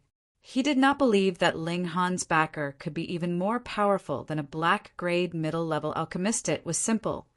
Ling Han was not a member of the imperial family of Rain Country, nor one of the younger members of the 8 great clans. All of them approached the door. Everyone was shuddering apprehensively. The pressure of an oncoming meeting with a black-grade middle-level alchemist was really much too heavy. Ling Han, meanwhile, remained seated where he was, and together with Hunyao, continued to enjoy his food. Chapter 167. Chapter 167. Pursuing the Matter. Which clan are you all from? How dare you be so bold to actually command Grandmaster Yuan Chu to concoct alchemical pills for you? I really want to know if you all are from the imperial family or the 8 great clans. They were from the Wu clan, one of the 8 great clans. Because the 8 great clans and the imperial family were all very familiar with one another, they naturally knew that none of these people came from one of these 9 powerful parties. And since they were not, what other party would be more powerful than the Wu clan in the whole of Rain Country? In their minds, these people must have come from some backwater place and gone through some unknown relations to be able to enter into a side courtyard of Cherishing Flower Pavilion. Thus, they thought themselves superior to all others, that they would even dare to be so insolent in front of Grandmaster Yuan Chu. "Oui. Eldest aunt was shivering so much she kept stuttering. Her eyes were filled with a strong fear as she had already recognized the clan insignia that these 3 men were wearing. The Wu clan, one of the 8 great clans. Though she had married into a good clan, it was only a middle-class clan. Moreover, her husband was only a minor character with little actual power in the clan.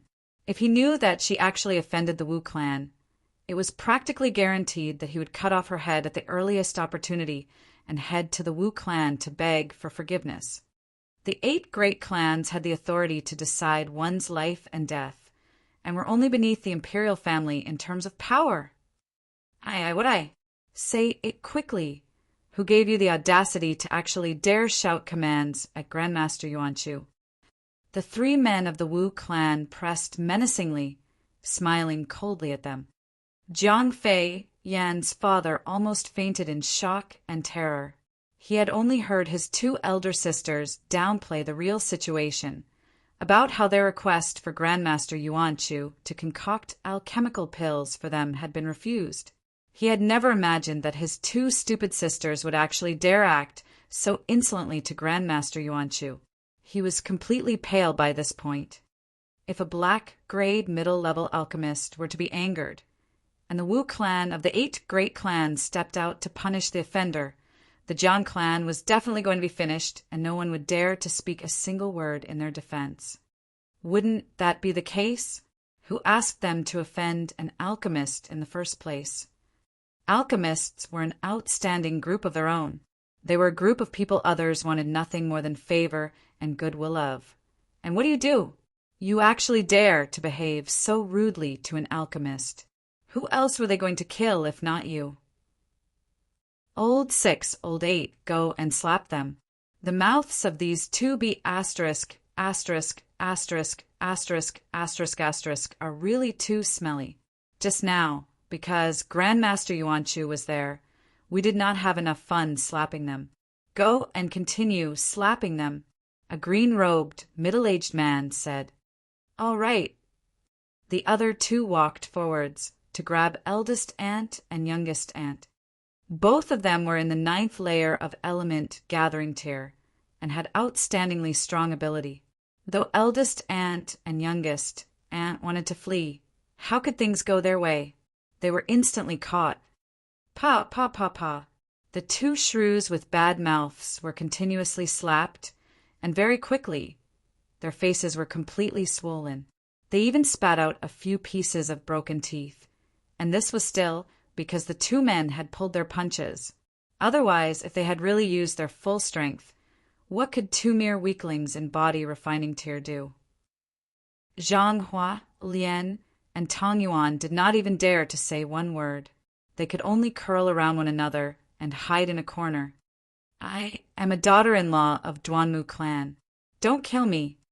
Eldest aunt sobbed. Her face that used to be quite smooth and rounded was now completely covered with blood and tears, making for an indescribably ugly picture. Duanmu clan, the green-robed man humphed. When has the Duanmu clan become so awesome? I'd really like to get an explanation from Duanmu Xiang.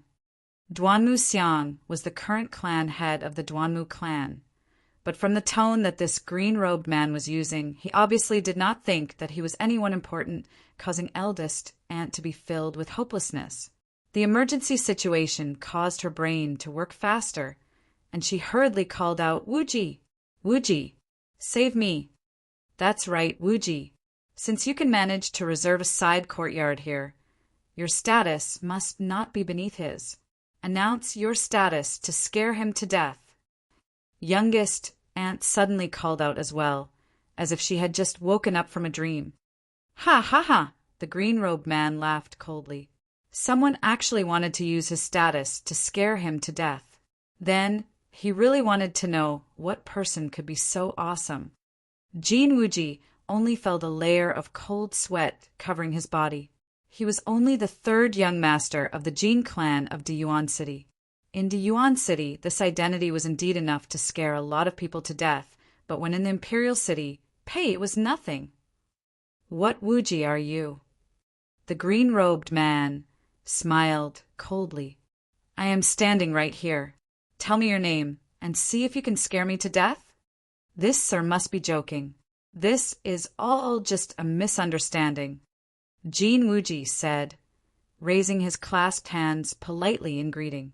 These two seniors have drunk too much, and that's why they had so boldly went off to look for Grandmaster Yuanchu. I would very much like to ask for forgiveness from all of you, as well as Grandmaster Yuanchu. Hee, do you know what this shrew actually called Grandmaster Yuanchu? There was a sliver of a mocking smile about the corners of the green-robed man's lips. Old dog, did you hear that they actually dared to call Grandmaster Yuanchu old dog? I have lived for so many years, and this is the first time I've seen someone actually dared to insult Grandmaster Yuanchu as old dog. Jin Wuji and the other 3 members of the Jiang clan all turned pale. They had almost leaped forwards to strangle these 2 shrews to death. If they wanted to die, then they should just die on their own. Why had they come back to drag others down with them?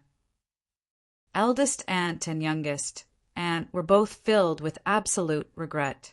Part of the reason they dared to behave so arrogantly was because they had suddenly been able to sit within a side courtyard of cherishing flower pavilion, making them feel as if their social status had shot up all of a sudden. But the more important reason was because they were indeed drunk. Otherwise, no matter how idiotic they would not have dared to so rashly request for alchemical pills from Grandmaster Yuanchu. What more insult him as old dog after being refused? But now it was all too late. Nothing more to say, right? The green-robed man crossed his hands behind his back, his eyes sweeping over the surroundings, and gave a humph as he said, "You country bumpkins are indeed arrogant. I've already been here for such a long time, and there is actually someone who still dares to remain seated." He had finally spotted Ling Han. Ling Han did not even spare him a look. He only focused all his energy on fighting with Hunyo over the food. He was naturally just playing with the little girl, because even if he had managed to successfully grab any food, he would not eat it. He was already full. How insolent! Seeing your father here, you still dare to remain seated? The green-robed man glared, and a domineering pressure emanated from him. Ling Han's eyes turned cold and gave a wave of his hand. The bone in his hand immediately flew towards the green-robed man. The green-robed man stretched out a hand to grab the bone, but just when his hand was about to come into contact with it, the piece of bone actually miraculously turned in a different direction, passed his hand, and with a paw hit his face. Firstly, he had underestimated his opponent, and secondly, Ling Han had tossed it in a strange way, which was what allowed for such a thing to happen. "You are seeking death!" the green-robed man roared furiously. He leaped forwards towards Ling Han and brandished his fist, preparing to give Ling Han a thrashing. Ling Han's feet pressed down on the ground, and he had shot backwards. Using the exiting cloud steps was something that he could do easily. A weakling of mere element gathering tear actually could act so calmly when under the assault of a gushing spring tear elite. The green-robed man did not manage to hit his target, but when he still did not manage to take Ling Han down after a few moves, a serious expression came over his face. He stopped his attack and said, "Brat, who are you?" "Slap yourself 10 times first. Then I'll talk to you," Ling Han said calmly. This man actually dared to call himself Ling Han's father right in front of him. How could he let him off without a thrashing? "What arrogance!" the green-robed man humphed coldly, and once again began attacking Ling Han. Xiao, Hunyo, quickly scrambled down from the chair and shot towards the green-robed man at an extremely fast speed. The green-robed man had not taken Hunyo into account at first.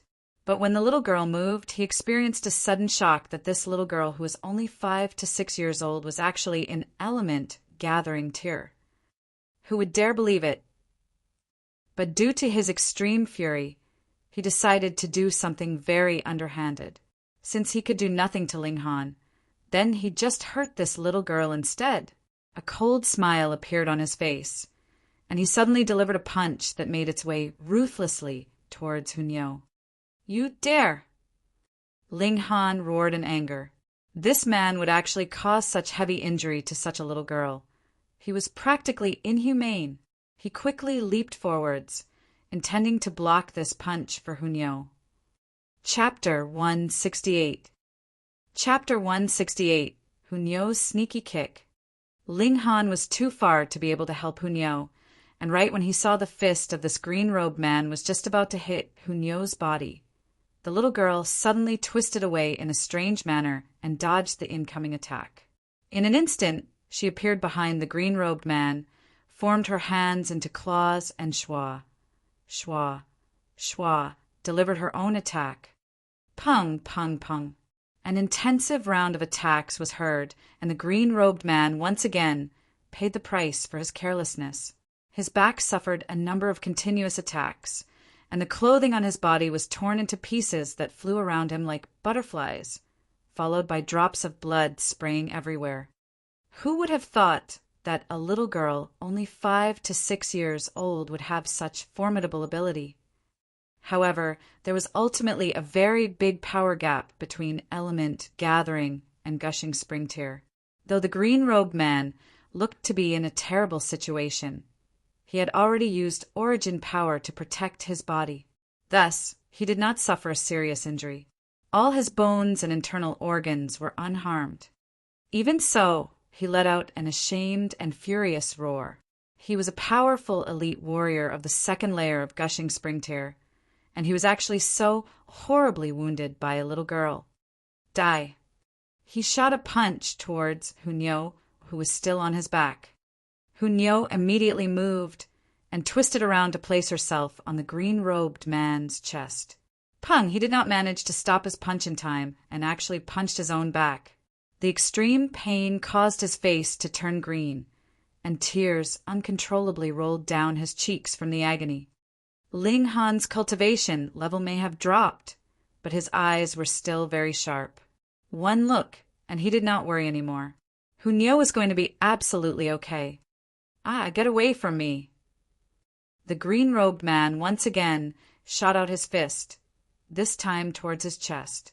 But it was as if Hunyo was a monkey. She quickly and nimbly moved, and was now hanging onto his thigh. This time, the green-robed man finally learned his lesson. He managed to stop his own attack in time. Unfortunately, Hunyo delivered a sneaky kick right to his vulnerable *********. So what if he was in gushing spring tear? There was still a lot of weaknesses on a person's body, such as the eyes, dantian, and for men, their *************. This kick was very solid and powerful. Immediately, the green-robed man used his hands to cover the place between his legs. He was swaying on his feet, and his whole face was red as he ground his teeth loudly. It was very clear to see that the veins on his neck were throbbing, but he could not even force out a single word in his agony. All the men in the area could not help but cross their legs tightly together as they felt a coldness in their hearts that gave rise to a layer of cold sweat. Hunyo jumped off and clung onto Ling Han. She turned around and made a face at the green-robed man, as if she was merely an innocent, mischievous little girl. Pa! The green-robed man fell into a half-kneeling position on the ground. His whole body was spasming. It was obvious that this kick had injured him very severely. Who would have thought that a powerful elite of gushing spring tear would be defeated by a little girl in such a humiliating way? That's right. Such a move would incur disdain if it were anyone else. But if it were Hunyo, it was only to be expected. A big, strong man like you actually lowered yourself to bully a little girl. Even if your ******* were crushed, you would have deserved it. Moreover, you are in gushing spring tear, and your opponent is only a little kid 5 to 6 years old. This was a matter of unbearable shame and humiliation. Good job!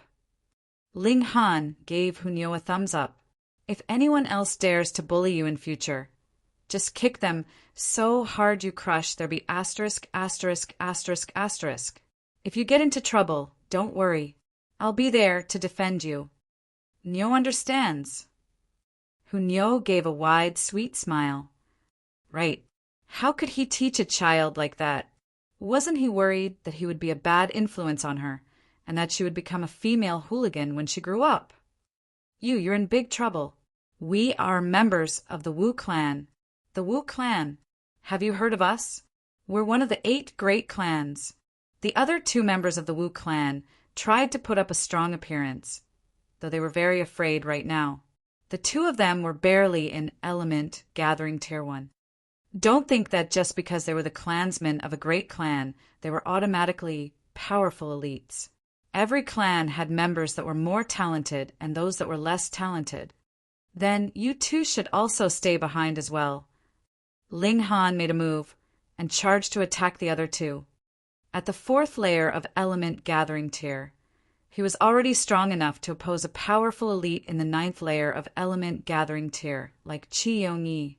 Now that his cultivation level had soared up to the 7th layer, what could these 2 pieces of trash do against him? With one move, he had subdued the 2. Hunyo moved and gave the 2 men a violent thrashing.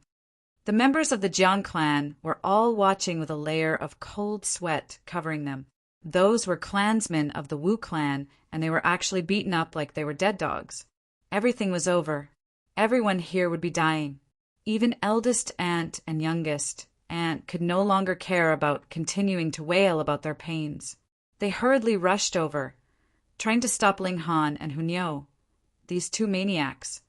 Ling Han would naturally not entangle himself with two shrews. He took several steps back. Anyways, he had already had his fun thrashing these three men. "You're all dead." The green-robed man finally got his breath back, his face filled with shame and rage. He was in gushing spring tear and should have been able to easily take all the people here down. Yet, in the end, he was actually so easily defeated at the hands of a little girl. He would never be able to wash away such a shameful thing from his name. "If you don't speak, no one will think you are mute." Ling Han delivered a kick and paw. Half the teeth in the green-robed man's mouth was spat out. The pain caused him to cry out. His injuries had become even heavier this time. The members of the Jiang clan were all looking at Ling Han as if he was crazy. In their eyes, Ling Han could not possibly have a background that could surpass the 8 great clans in terms of power. But he actually dared to thrash the members of the Wu clan so harshly. Wasn't that like an old man committing suicide, tired of living? Even Jin Wuji was completely cold. He was well aware that Ling Han had come from the Yuan city, just like he had. At most, he was only familiar with a few black-grade, low-level alchemists. They had gotten into trouble. This was really big, big trouble. "We don't know you," eldest aunt and youngest aunt said in trembling voices. Then they turned to Jiang Fei Yan's father and said, "Jiang Bo Xen, we're also cutting all ties with you. From now onwards, there is no more relation between us. You were the ones who caused this trouble. Don't implicate us in this." Jiang Fei Yan, her parents, and Jin Wuji were all furious at their words. These two pairs of mother and son were the ones who had so rashly rushed out to find Grandmaster Yuanchu, and had even dared to insult him as old dog. And now they had nothing to do with the issue.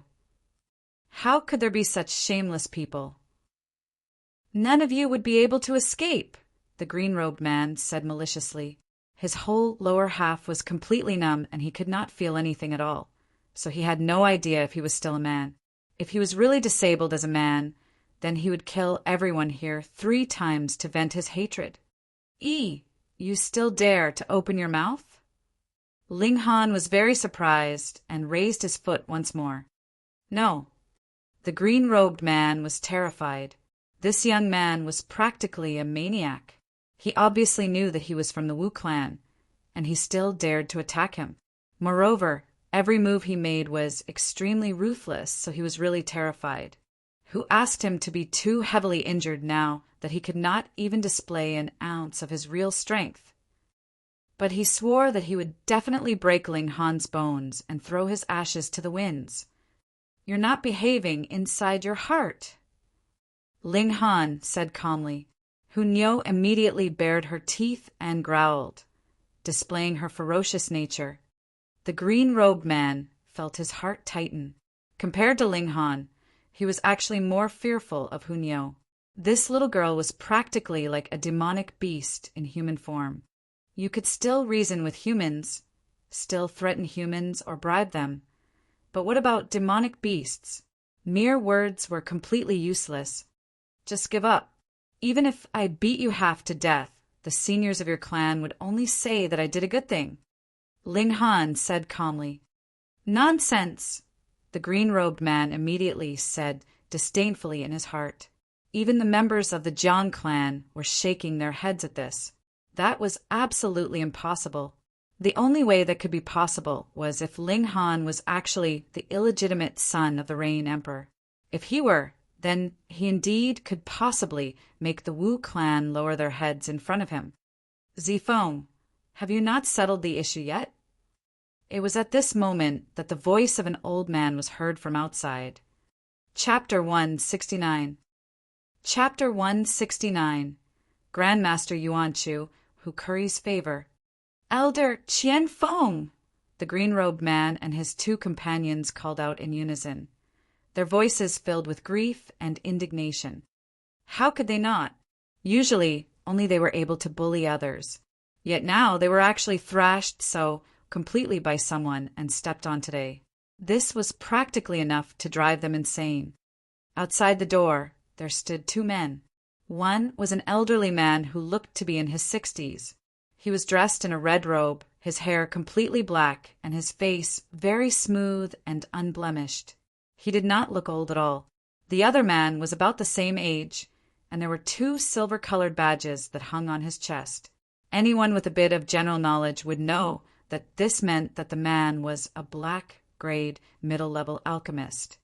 Obviously, one of the men was an elder of the Wu clan, Wu Qianfeng, while the other was Grandmaster Yuanchu Yuan. Greetings, Grandmaster Yuanchu.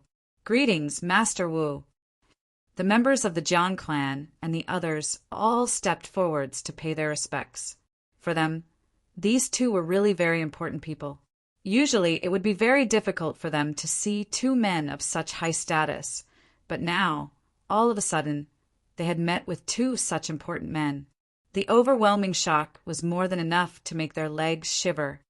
When Yuanchu saw eldest aunt and youngest aunt, he could not help but give a humph. An expression of extreme displeasure appeared on his face. These two shrews actually dared to insult him as old dog. For a proud alchemist, that was really an extraordinary shame and humiliation.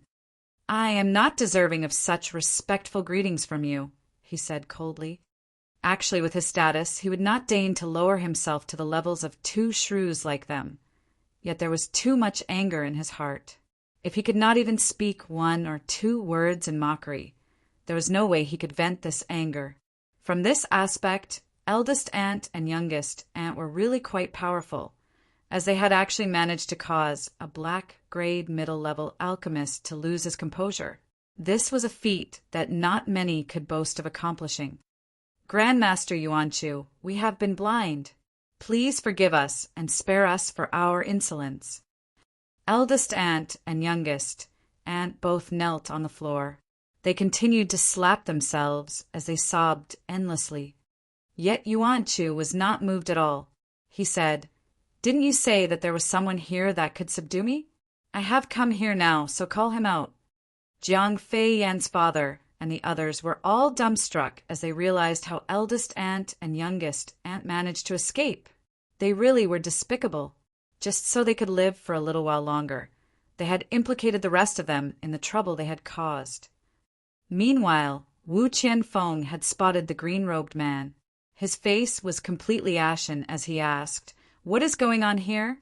You all couldn't even capture the few people here?" Members of the Wu clan were actually so harshly thrashed by another, so much that even their teeth had been punched out. This was absolutely an act of challenging the authority of the Wu clan. The green-robed man and his two companions all lowered their heads in shame. How could they tell their clan's elder that they had been defeated by a little girl? "Which master is here? Since you have made a move to punish my few unworthy juniors, why do you not show yourself to me?" Wu Qianfeng swept his eyes over everyone here. The most powerful among them was only in the 9th layer of element gathering tier, so there was no one here that could possibly defeat Wu Zifeng. "It's him."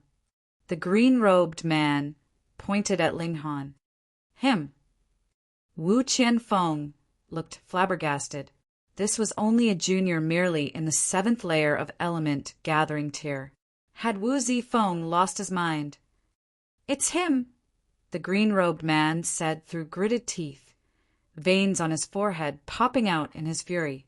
"He used underhanded tricks to defeat me.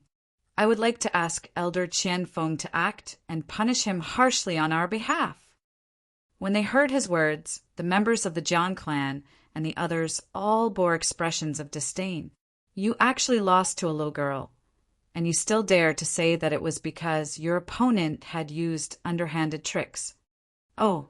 Wu Qianfeng placed his hands behind his back, and as his eyes fell on Linghan, killing intent exuded from him. Whether or not Linghan had used any kind of underhanded tricks, since he had dared to make a move against members of the Wu clan, that was more than enough to sentence him to death. "Brat, do you want to commit suicide or wait for me to make the move?" he asked calmly. Sensing the killing intent emanating from the old man, Hunyo immediately pounced onto the ground. She raised her head slightly and bared her teeth, an alert expression coming over her face. Hunyo! Yuanchu's attention had been completely captured by eldest aunt and youngest aunt in another way. These two shrews were indeed quite capable to be able to so thoroughly capture the attention of a grandmaster alchemist, so much that he had not noticed the others. It was only now that he had suddenly discovered that Hunyo was there. If Hunyo was here, then could it be? He hurriedly swept his eyes over his surroundings. When he spotted Ling Han, a bright smile suddenly appeared on his face. In an instant, he had raced over to Ling Han and bent down into a low bow as he said, "I did not know that young Master Han was here. Please forgive this Yuanchu for not coming out to greet you." Pooh! When they saw this scene, everyone else immediately choked. Hey! You are a black-grade middle-level alchemist, someone with extremely noble status. How could you put on such a bootlicking display? His smile was so bright that it was practically dazzling. Damn, he was toadying so much. It was so absolutely shameless of him. Eldest aunt and youngest aunt both gaped, their tongues out. Even their eyes looked to be in danger of popping out. Wasn't that the country bumpkin? Hadn't he come to join in their dinner on Jin Wuji's invitation? Why was it that even a noble alchemist like Grandmaster Yuanchu had to address him so respectfully as young Master Han? What was going on here? Wu Qianfeng was also shocked. He was very well aware what the identity of a black-grade middle-level alchemist implied, but even a person of such noble stature was behaving so reverently in front of Ling Han. This was practically unbelievable. Even if the head of the Wu clan himself was here, there was absolutely no way that Yuanchu would behave so submissively. Alchemists were a group of very proud people. If you wanted them to lower their heads to you, the only way to accomplish that would be to surpass them in terms of alchemy. But the problem here was, how old was Ling Han exactly? How could anyone believe that he was above Yuanchu in terms of alchemy skill? In that instant, the surroundings turned completely quiet. No one spoke a single word. Really, what kind of people are you getting yourself involved with? Ling Han frowned, looking very displeased. Wu Qianfeng wanted to fly into a rage at that moment. This was practically insulting them in a roundabout manner. If Ling Han was the grand elder of one of the great clans, he would not react. But a mere wet-behind-the-ears brat like Ling Han actually dared to mock him right in front of his face. How could he endure such humiliation? Yes. It is all Yuanchu's fault for not seeing clearly enough. Please forgive my error, young Master Han.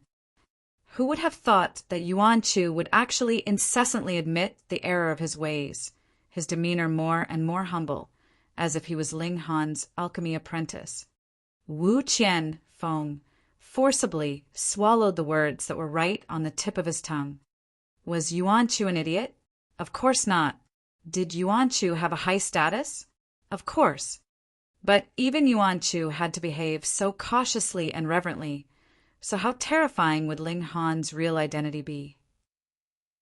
Wu Qianfeng was not a rash man. He immediately reconsidered the situation here. Forget it. Ling Han waved his hand and beamed brightly at Wu Qianfeng as he said, "I was the one who thrashed the members of your Wu clan. So what do you want to do now?" What to do? Naturally to kill him in public as a warning to others. These were Wu Qianfeng's initial thoughts. But how could he dare to have such intentions now? Because Yuanchu was already looking at him in a very unfriendly manner. Obviously, if he dared to say one word about the matter, Yuanchu would really become hostile immediately. He gave an internal sigh and knew that he had lost the battle before it had even started. There was nothing he could do. Who asked him to have a request to make of Yuanchu? Moreover, Even if he had nothing to ask of Yuan-Chu, his clan would definitely not dare to offend a black-grade middle-level alchemist either. Hee, young Master Han must be joking. These few guys must have offended young Master Han. Even if young Master Han did not make a move, I would have taught them a lesson too. Wu Qianfeng laughed. He looked very natural, and his demeanor didn't betray the slightest sign of his previous thoughts. What an old fox! Chapter 170. Chapter 170. Unless you want Grandmaster Fu to act. The members of the Jiang clan felt like they were about to pass out from the absolute shock. First, it was Grandmaster Yuan-Chu who put on a boot-licking display in front of Ling Han, and now Wu Qianfeng looked completely supportive of Ling Han's actions. They really felt that their worldview had completely been shattered to pieces. But they were not idiots. For example, eldest aunt and youngest aunt had already been shocked sober from their drunken state. Now, their whole bodies were shivering as they recalled how they showed much disdain and disrespect to Ling Han. Who knows if he would be calling them to account for it? They were also filled with overwhelming regret. If they had known that Ling Han was actually such an awesome character, wouldn't it have been great if they had flattered him endlessly just now? Looking at the boot-licking display that Grandmaster Yuan-Chu was showing now, he would agree even if he was commanded to address them as father. What more concocting a mere few furnaces worth of alchemical pills? Who had asked them to act so snobbishly earlier? Meanwhile, Yuan-Chu asked angrily, "Young Master Han, what did they do?" "Oh, this guy called himself my father." Ling Han pointed at the green-robed man. "Pooh!" Wu Qianfeng almost leaped up in indignation. Martial artists were typically rough and coarse in their ways. It was very common for them to say things like grandson or, "I, your father." You actually gave them such a severe thrashing just because of something like that? Wasn't that a bit of an overreaction? Yet Yuan-Chu's expression changed drastically as he said, "How dare you actually call yourself young Master Han's father? You deserve to die." Who was Ling Han? He was a real Grandmaster Alchemist, and very soon he would be able to possess the badge of a black-grade high-level alchemist. Moreover, those who had observed Ling Han's alchemy skills yesterday would know that Ling Han was able to concoct alchemical pills close to Earth grade. That meant that Ling Han actually already had 1 foot in the ranks of Earth grade alchemists. He was such a high-ranking, noble person, who would be able to call himself Ling Han's father. Oh, if you've become the father of an Earth grade alchemist, then wouldn't that mean black-grade alchemists like them would have become your grandsons, great-grandsons, or great-great-grandsons? Yuan-Chu and the other alchemists had already long been subdued by Ling Han's impressive alchemy skills, and took him to be half their master. How could a disciple not be furious when their master was being insulted? He focused his gaze on the green-robed man and his 2 companions and asked coldly, "How do you want to die?" Damn, just calling yourself someone's father, and it was a death sentence? Then, how many people would need to die every day in Rain Country? The faces of the green-robed man and his 2 companions were completely dark. They were the real victims here, and they were so harshly thrashed that they had lost all their teeth. And now they were actually being asked how they wanted to die. They really felt extremely wronged. This time, even Wu Qianfeng could no longer overlook the matter and asked Grandmaster Yuan-Chu, "Isn't this going a bit too far?" "Too far?" Yuan-Chu smiled coldly. "Then let us go and see Grandmaster Fu Yuansheng, and see what Grandmaster Fu would say. However, I can guarantee that if Grandmaster Fu personally makes a move, then that would require a personal apology from the clan head of the Wu clan." When he had finished saying these words, a dead silence had fallen over the entire side courtyard. For the clan head of the Wu clan to make a personal apology, what kind of unbelievable concept was that? Even if this brat was Fu Yuansheng's own son, he would not dote on him to this extent. It was practically as if Fu Yuansheng was worshipping him like a son worshipped his father. Wu Qianfeng wiped off the layer of cold sweat on his forehead and said, "Grandmaster Yuan Chu, are you joking with me?" No matter how he looked at it, such a brat like Ling Han could not possibly be so capable. "You can gamble," Yuan Chu said coldly. Wu Qianfeng could not help but hesitate. If Yuan Chu was not exaggerating, then if matters advanced to the point that Fu Yuansheng would make a move, that would really be a very horrible thing. The question here was, could Yuan Chu's words be believed? It was not likely that a black-grade alchemist would lie, but the words he had said were really too overwhelming. Wu Qianfeng really found it a very difficult thing to believe. He could not help but be stuck in a dilemma. Forget it. Just have them apologize, and this matter is over. Ling Han gave a wave of his hand in dismissal. Young Master Han is indeed magnanimous. Yuan Chu quickly flattered. This was being magnanimous. He thrashed them and still wanted them to apologize. How could someone be as overbearing as that? Wu Qianfeng finally sighed. He decided to admit his loss as he had a request to make of Yuan Chu. That was the reason why he had invited Yuan Chu to dinner here in the first place. But he had never thought that things would turn out this way. Actually, he was really innocent in all of this. It had been those two shrews who had made trouble in the first place, and that was why he had told his clansmen to stand up for Yuan Chu. He never thought that he would crash into a hard wall like Ling Han. "Zifeng, apologize to young Master Han," he said to the green-robed man, forcing down the flames of rage burning in his heart. The green-robed man felt an indescribable fury fill his whole body. His hands were tightly curled into fists. He really wanted to give Ling Han a thrashing of his own, but when he saw the threatening look Wu Qianfeng was directing at him, he could not help but lower his head and forced out through gritted teeth, "I was wrong. Please forgive me, young Master Han." Ling Han smiled faintly and calmly accepted the apology. He did not have much of a good impression of the Wu clan. There was a Wu Bo among their ranks that he was definitely going to kill off one day. "Grandmaster Yuan Chu, about that clashing yang pill," Wu Qianfeng said to Yuan Chu submissively. After such a thing has happened, you still want me to help you concoct the clashing yang pill?" Yuan Chu glared, refusing without any slight bit of hesitation. There was a layer of cold sweat on Wu Qianfeng's forehead as he said, "Grandmaster Yuan Chu, you can't go back on your word. I don't want to concoct alchemical pills for your Wu clan. So what?" Yuan Chu said shamelessly, "You." Wu Qianfeng pointed a trembling finger at Yuan Chu, but could not say anything else. Yuan Chu was in spiritual ocean tier like him, and merely due to his status as a black-grade middle-level alchemist, he dared not say any threatening words. Ling Han's eyes swept over him, and could not help but feel a slight shock. He asked, "Old Wu, why do you need to concoct the clashing yang pill?" Old Wu. Wu Qianfeng almost rushed over to slap him. He was an elite warrior in spiritual ocean tier and was more than old enough to become Ling Han's grandfather. Yet Ling Han actually addressed him as Old Wu. How could he tolerate such humiliation?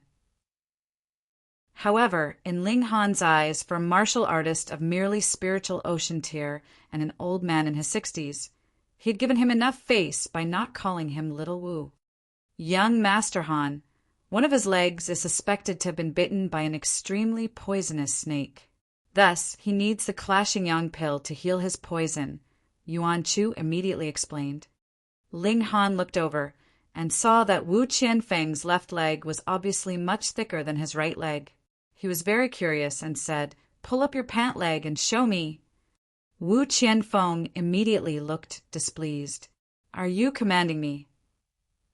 Meanwhile, Yuan Chu said calmly, "Young Master Han's alchemy skills is above even mine. It would be extremely tough for me to concoct this clashing yang pill, but for young Master Han it would be a piece of cake. Young Master Han, please take a look." Wu Qianfeng did not say another word and immediately pulled up his pant leg. The speed at which he changed his attitude was enough to make everyone dumbstruck. They also felt like they were going to faint. So an elite of spiritual ocean tier and a member of one of the 8 great clans could act so shamelessly too. A very strange smell wafted out. It smelt a bit like iron, and upon a closer look, Wu Qianfeng's left leg was not only very swollen, it was also as black as ink. From the looks of it, it definitely looked like he had been poisoned by some strange venom.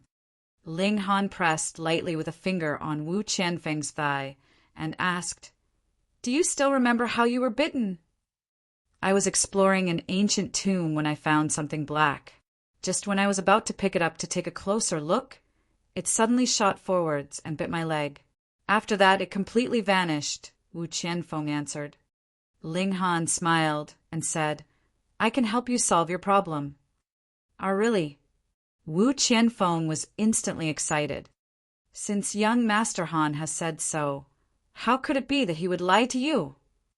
Yuan Chu immediately humphed in displeasure. "Hee, I was just excited. Please bear with me, young Master Han." Wu Qianfeng said with a smile full of flattery. There was not a single hint of his earlier pride in his current demeanor.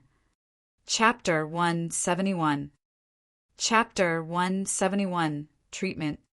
Ling Han did not take it to heart. There was a flash of delight in his eyes that no one else noticed. It was not a snake that had bitten Wu Qianfeng, but a treasure. Of course, he could not confirm it yet. However, he was quite sure that it was the case. "Come, change your position and lay your leg down flat," Ling Han instructed. Wu Qianfeng quickly sat down and laid his leg down on another chair. He then looked at Ling Han anxiously. There was no way that a great alchemist like Yuan Chu would make empty boasts. Thus, when he said that Ling Han's alchemy skills were even above his, then that had to be the truth, even if that was a very astonishing fact that he really couldn't believe. Everyone else now had become minor characters as they all directed their stares at Ling Han, an unbelievably young man with unbelievable skills. Ling Han did not feel uncomfortable at all. In his last life, he was already long used to becoming the focus of everyone's attention. What he wanted now was to confirm the idea he had in his mind. He stretched out a hand and tapped repeatedly on Wu Qianfeng's leg. After every few taps, he would stop and observe for a moment. After a moment, a confident smile came over his face as he said, "Old Wu, I'm going to start the treatment now. However, it will be very painful. Please don't worry, young Master Han. I am a practitioner of martial arts, so what hardships have I not experienced before? Please do as you like, young Master Han. I can. Wu Qianfeng was just getting impassioned talking about his pain tolerance when all of a sudden, he let out an agonized yell. A powerful crimson flame suddenly appeared on Ling Han's palm that transformed into a sharp point that was currently burning Wu Qianfeng's skin. Yuan Chu was watching from the side and sighed ruefully. Young Master Han is indeed extremely fortunate to be able to fuse with a strange fire. I am about to die from envy. In front of Ling Han, there was naturally no need for him to act all high and mighty. Strange fire. When the others heard this, the majority of them were confused. Only Wu Qianfeng looked astonished. He naturally knew what strange fire was. This thing was extremely rare, and by itself it possessed great power, but to actually refine it. Sorry, even the current Rain Emperor may not be able to accomplish such an extraordinary feat. Perhaps only that mysterious old monster from the Qi clan would be able to subdue a strange fire. Ling Han was only an element gathering tier. How had he managed such a feat? Wu Qianfeng definitely did not believe that Ling Han had managed to fuse with a strange fire all on his own ability. Then it was very simple. It must have been the master behind Ling Han or his clan that had helped him to fuse with a strange fire. A party that could retrieve a strange fire and allow one of their juniors to fuse with it. How abominably generous was that? As his thoughts turned in this direction, Wu Qianfeng could not help but feel gratitude towards Yuan Shu. The matter just now had become too serious. Putting aside the problem of his treatment, merely Ling Han's terrifying background was not something that the Wu clan would be able to stand against. Ah! His thoughts flashed through his mind, and he once again released a horrible scream. Just now he had been distracted and had managed to momentarily forget the agonizing pain. But now the pain made a comeback, driving him practically crazy enough that he wanted to beat someone up. Hiss! The people surrounding them all revealed expressions of utter shock, because they actually saw one vein after another all reveal themselves on Wu Qianfeng's leg. Upon a closer look, these veins were actually continuously twisting around as if they were a group of very slender snakes. Ling Han gave a humph. His fingers continuously touched, pressed, and pushed. With the burning of the flames, these slender snakes kept retreating and finally converged around the ankle. Wu Qianfeng's thigh was visibly regaining the color of normal skin at a detectable speed. As the black color continuously moved downwards, it became darker and darker, as if it was about to turn solid and gush out of his leg. It was really very strange. However, Wu Qianfeng looked elated at this. Even if he was an idiot, he could tell that Ling Han did have his ways, and was slowly forcing the poison in his body to accumulate in his foot. But it was really painful, very painful, extremely painful. As a spiritual ocean tier elite, Wu Qianfeng still had a very high pain tolerance. By now, he could already force himself not to let out any moans of pain. However, layer after layer of cold sweat appeared on his skin, and both his legs were endlessly quivering. By this point, all the black color had converged into the sole of his foot. Ling Han drew his sword and said, "Old Wu, I have now forced all the poison into your left foot. Everything would be all right after I amputate your foot. Is that fine? Fine your sister. This is one of my feet we're talking about here." Wu Qianfeng mocked internally. However, he had visited many doctors previously, and they had all advised him to amputate his whole left leg to be able to preserve his life. In comparison, merely cutting off his left foot was already a much better bargain. After all, his life was important, and it would only become more and more troublesome if he continued to drag it out. Young Master Han, please do it," Wu Qianfeng said, gritting his teeth. Ling Han drew his sword, and shwa, a cold flash passed. Immediately, black-colored blood sprayed out. He did not cut off Wu Qianfeng's foot, but merely made an incision in the sole of his foot to let out blood. With the continuous urging of the strange fire, black blood gushed out endlessly. "Here it comes." Ling Han's eyes suddenly lit up. He quickly dropped his sword and stretched out a hand towards the fountain of black blood. Then he immediately drew back his hand. No one noticed that there was an additional something in his hand, because he had immediately stored the item into the spatial ring. The black blood was continuously forced out, and very quickly, Wu Qianfeng's left leg had completely returned to normal. However, it still looked a bit pale. After all, Wu Qianfeng had lost a lot of blood. "It's done," Ling Han said. Wu Qianfeng sensed for a moment, and an expression of uncontrollable elation appeared on his face. He hurriedly stood and raised his clasped hands in Ling Han's direction and said, "Many thanks, young Master Han! Many thanks, young Master Han!" This venom had troubled him for many years. There was no hint of recovery, even after he had taken many different types of medicine that were supposed to heal poison. Every day, he had to use his origin power to suppress the poison. If not, the poison would make its way upwards and absorb his blood. If it was not because of this poison, he would not still be in the 7th layer of spiritual ocean tier now. Instead, he would have managed to reach the 9th layer with a high chance to break through to spiritual pedestal tier. If the clashing yang pill still had no effects, he was indeed preparing to give up his left leg. After all, A living man who had lost a leg was still much better than a dead man who had all his limbs. He had never thought that Ling Han would so easily manage to solve a problem that had troubled him for almost 10 years. Amazing! Cover up that hairy leg of yours.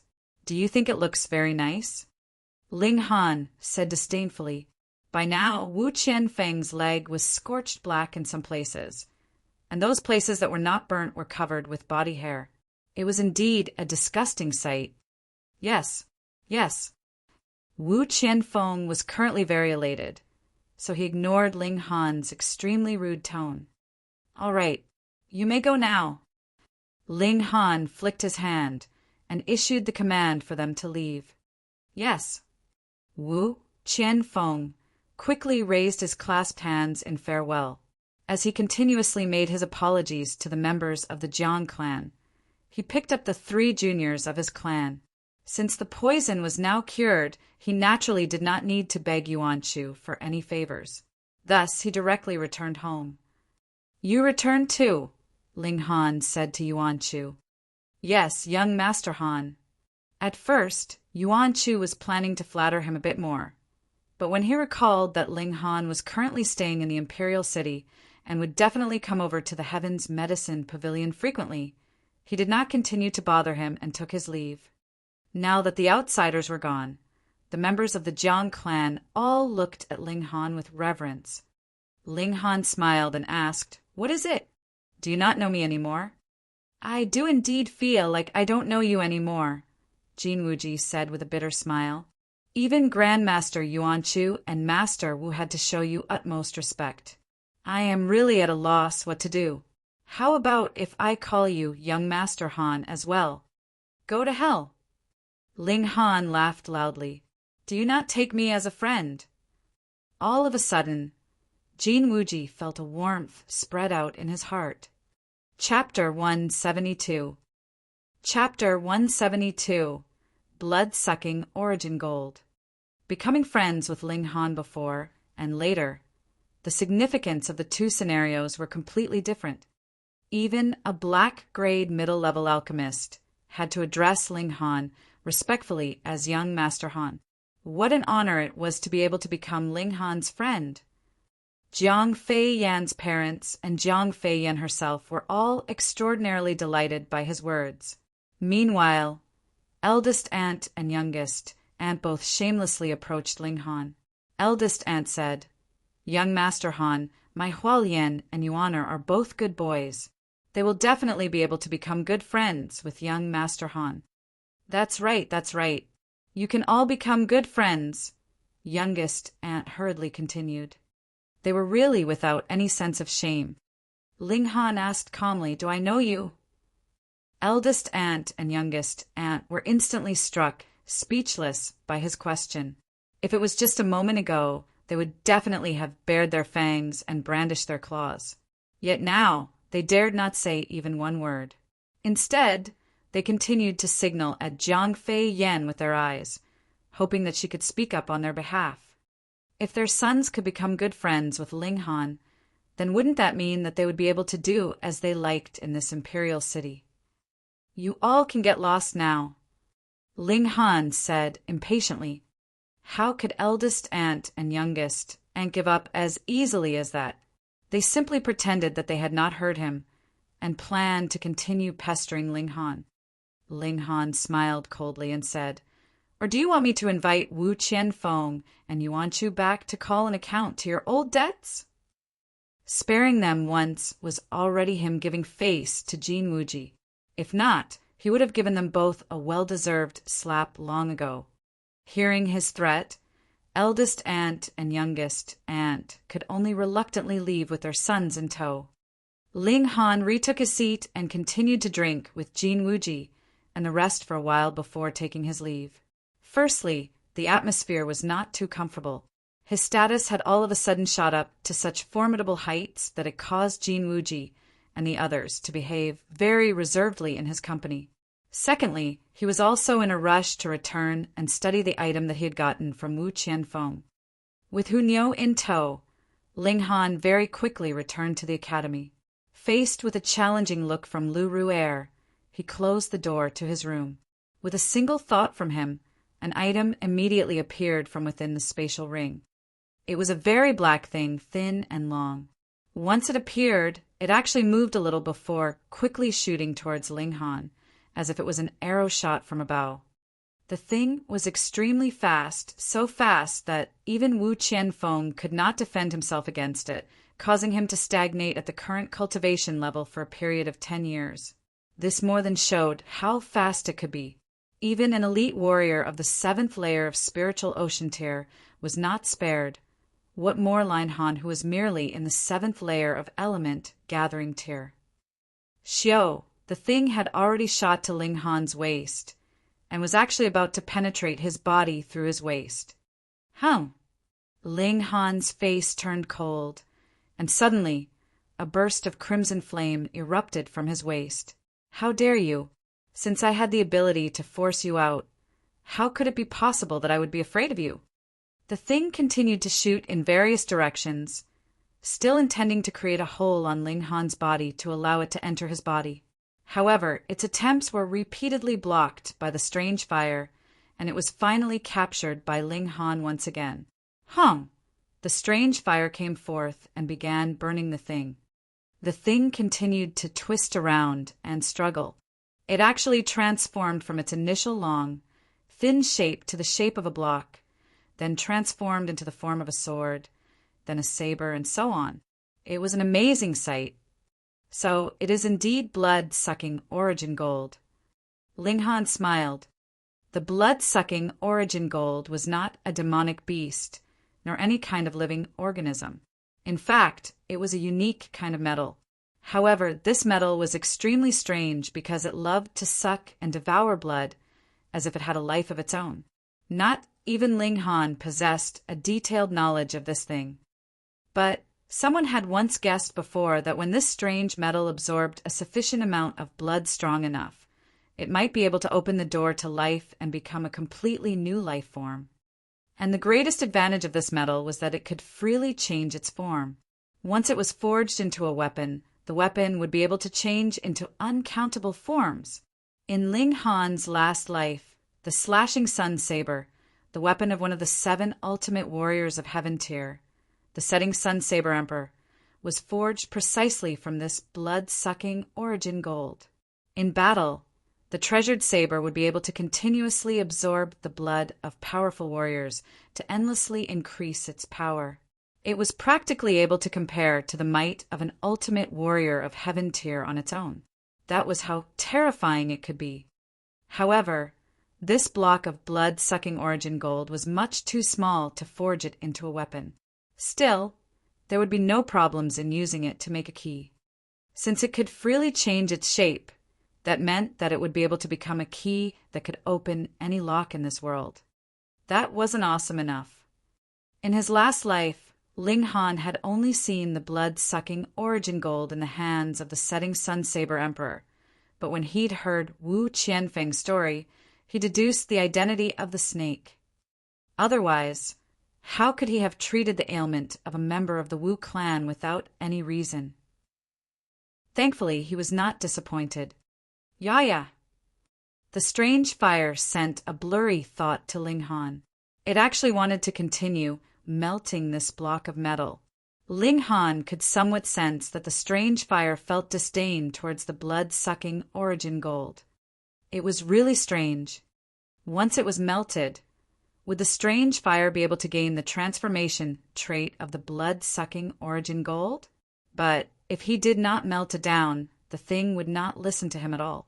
Its bloodthirsty nature was overwhelming.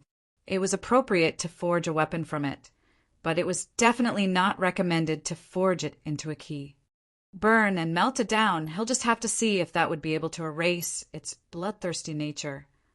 Ling Han made his decision and allowed the strange fire to continuously refine this block of blood-sucking origin gold. However, since the blood-sucking origin gold could gain the favor of the setting sun saber emperor, who used it to forge his own weapon, it did indeed have a very high tolerance against heat. It only became slightly red under the furious burning of the strange fire, but did not melt at all.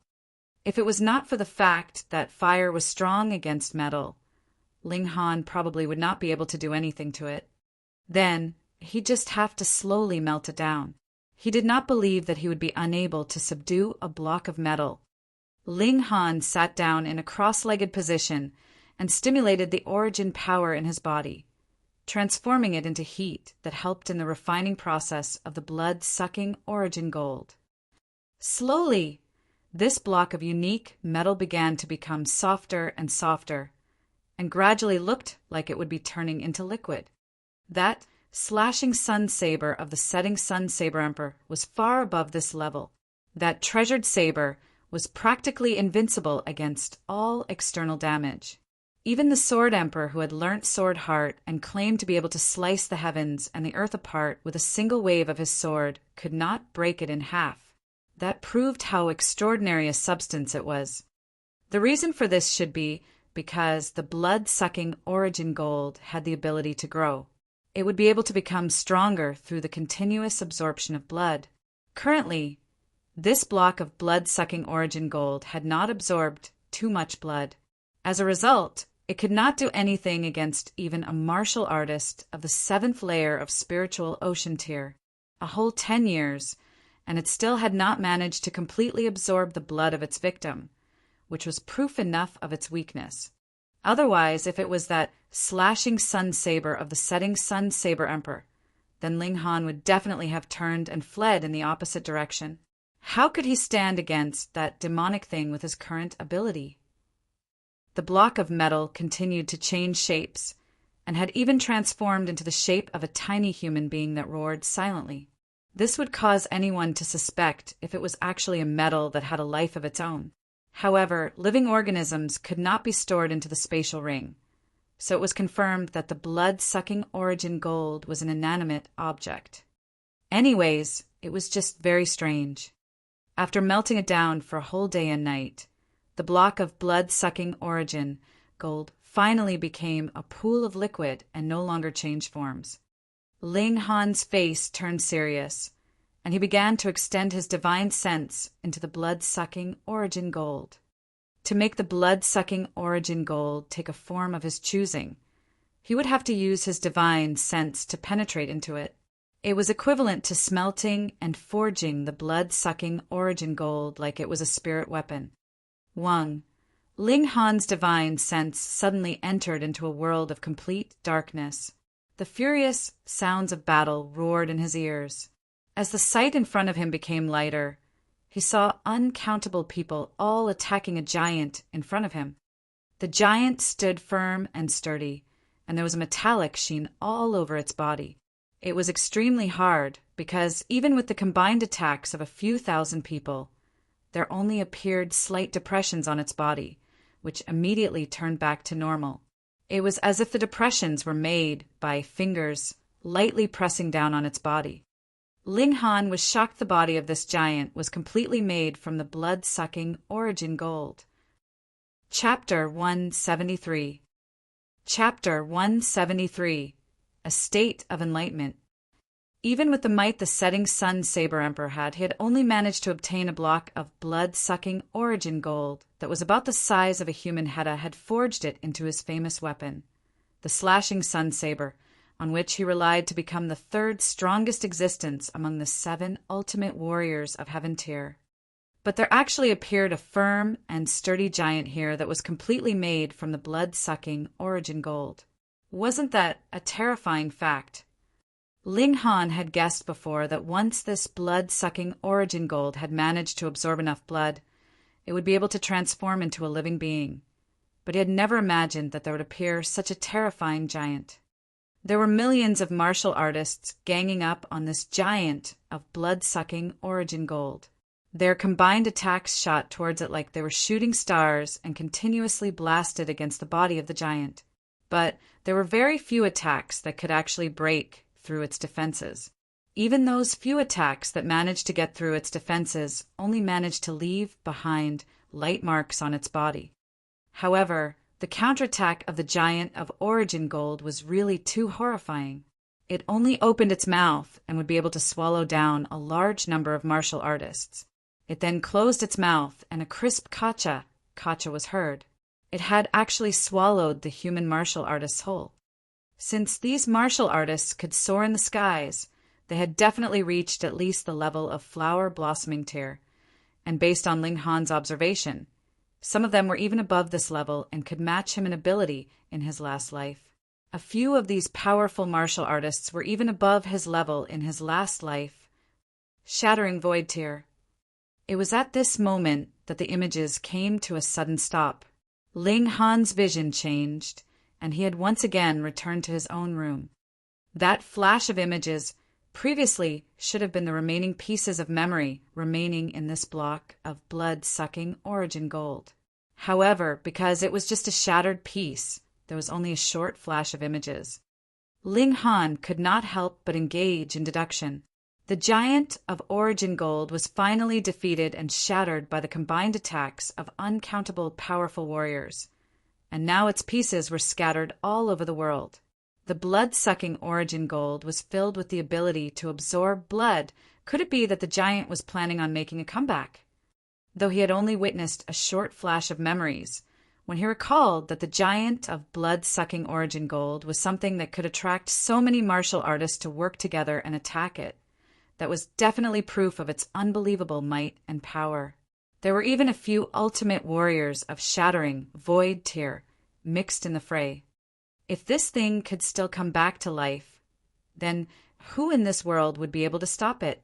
That would definitely be a scene of total death and carnage. However, this should have happened in an ancient historical time. Merely from the scene that Ling Han had witnessed, there were hundreds of elite warriors in Heaven Tier, and there were no less than 5 ultimate warriors of shattering void tier. How the world of martial arts must have prospered then. Hold on. Jiang Yufeng and at least about 100 of elite warriors of Heaven Tier had also battled an ultimate warrior of shattering void tier to death. That was not far from his current time period. It was as if the field of martial arts suddenly experienced a boom, and all of a sudden, many people managed to break through to Heaven Tier. Ling Han was even more curious and wanted to know about what had actually happened in that period of history. However, Rain Country had only been established for a few thousand years, and before that, it seemed as if there was a blank space in history. No one knew how the world was like before that. Looks like he would have to leave Rain Country and step into the wider world to be able to find out what had happened during that unknown period of history. Ling Han gathered his scattered thoughts.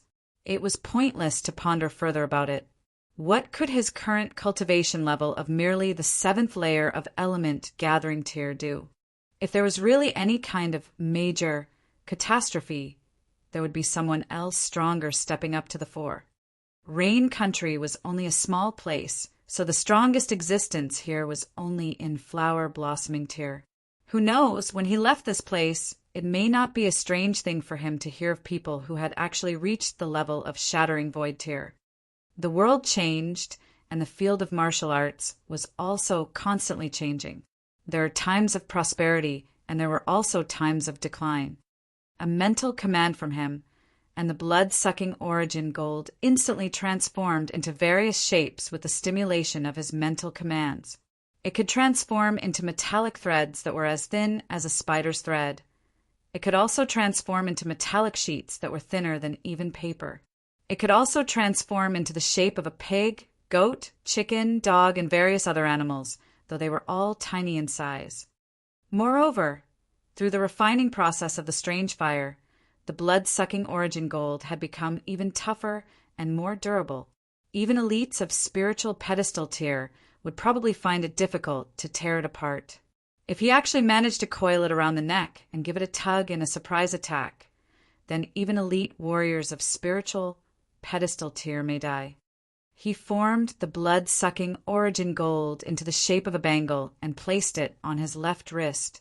When he came out of his room, Hunyo instantly clung onto him and rubbed her little head on his chest and said, "Mean! Ling Han mean. How am I mean?" Ling Han asked, smiling. "You don't play with Nyo." The little girl pouted. Ling Han could not help but laugh and said, all right. Then I'll just have to play with you for a while, all right?" The play that Hunyo was saying was actually wrestling. It must have been taught by her mother tiger when she had still been in the tiger's den. Every move and stance, every attack and retreat were all signature moves of a tiger on the hunt for its prey. However, Hunyo possessed a terrifying comprehension ability in martial arts and managed to adapt the moves that were not suitable to be used by human beings to her own use. The little girl was like a little tiger. She would pounce, smack, bite, and throw. Every move possessed a terrifying power behind it. Ling Han could not help but watch in captivation. There was no limit and restriction to the form of martial arts in the first place.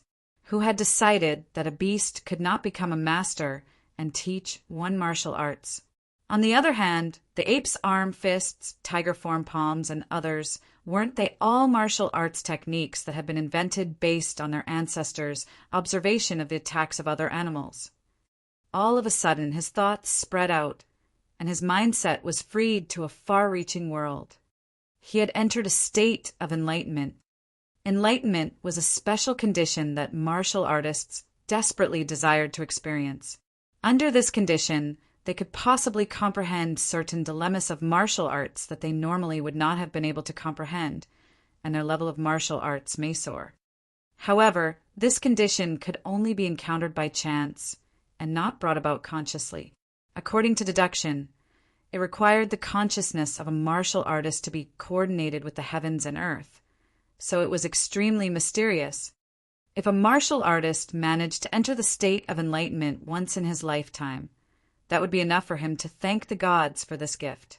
Moreover, it would normally happen after one had reached flower blossoming tier, because only those who had cast off their mortal bodies would be qualified to achieve unity with the Tao of heaven and earth. In his last life, Ling Han had experienced enlightenment 3 times in total, but he had only managed to experience breakthroughs in alchemy.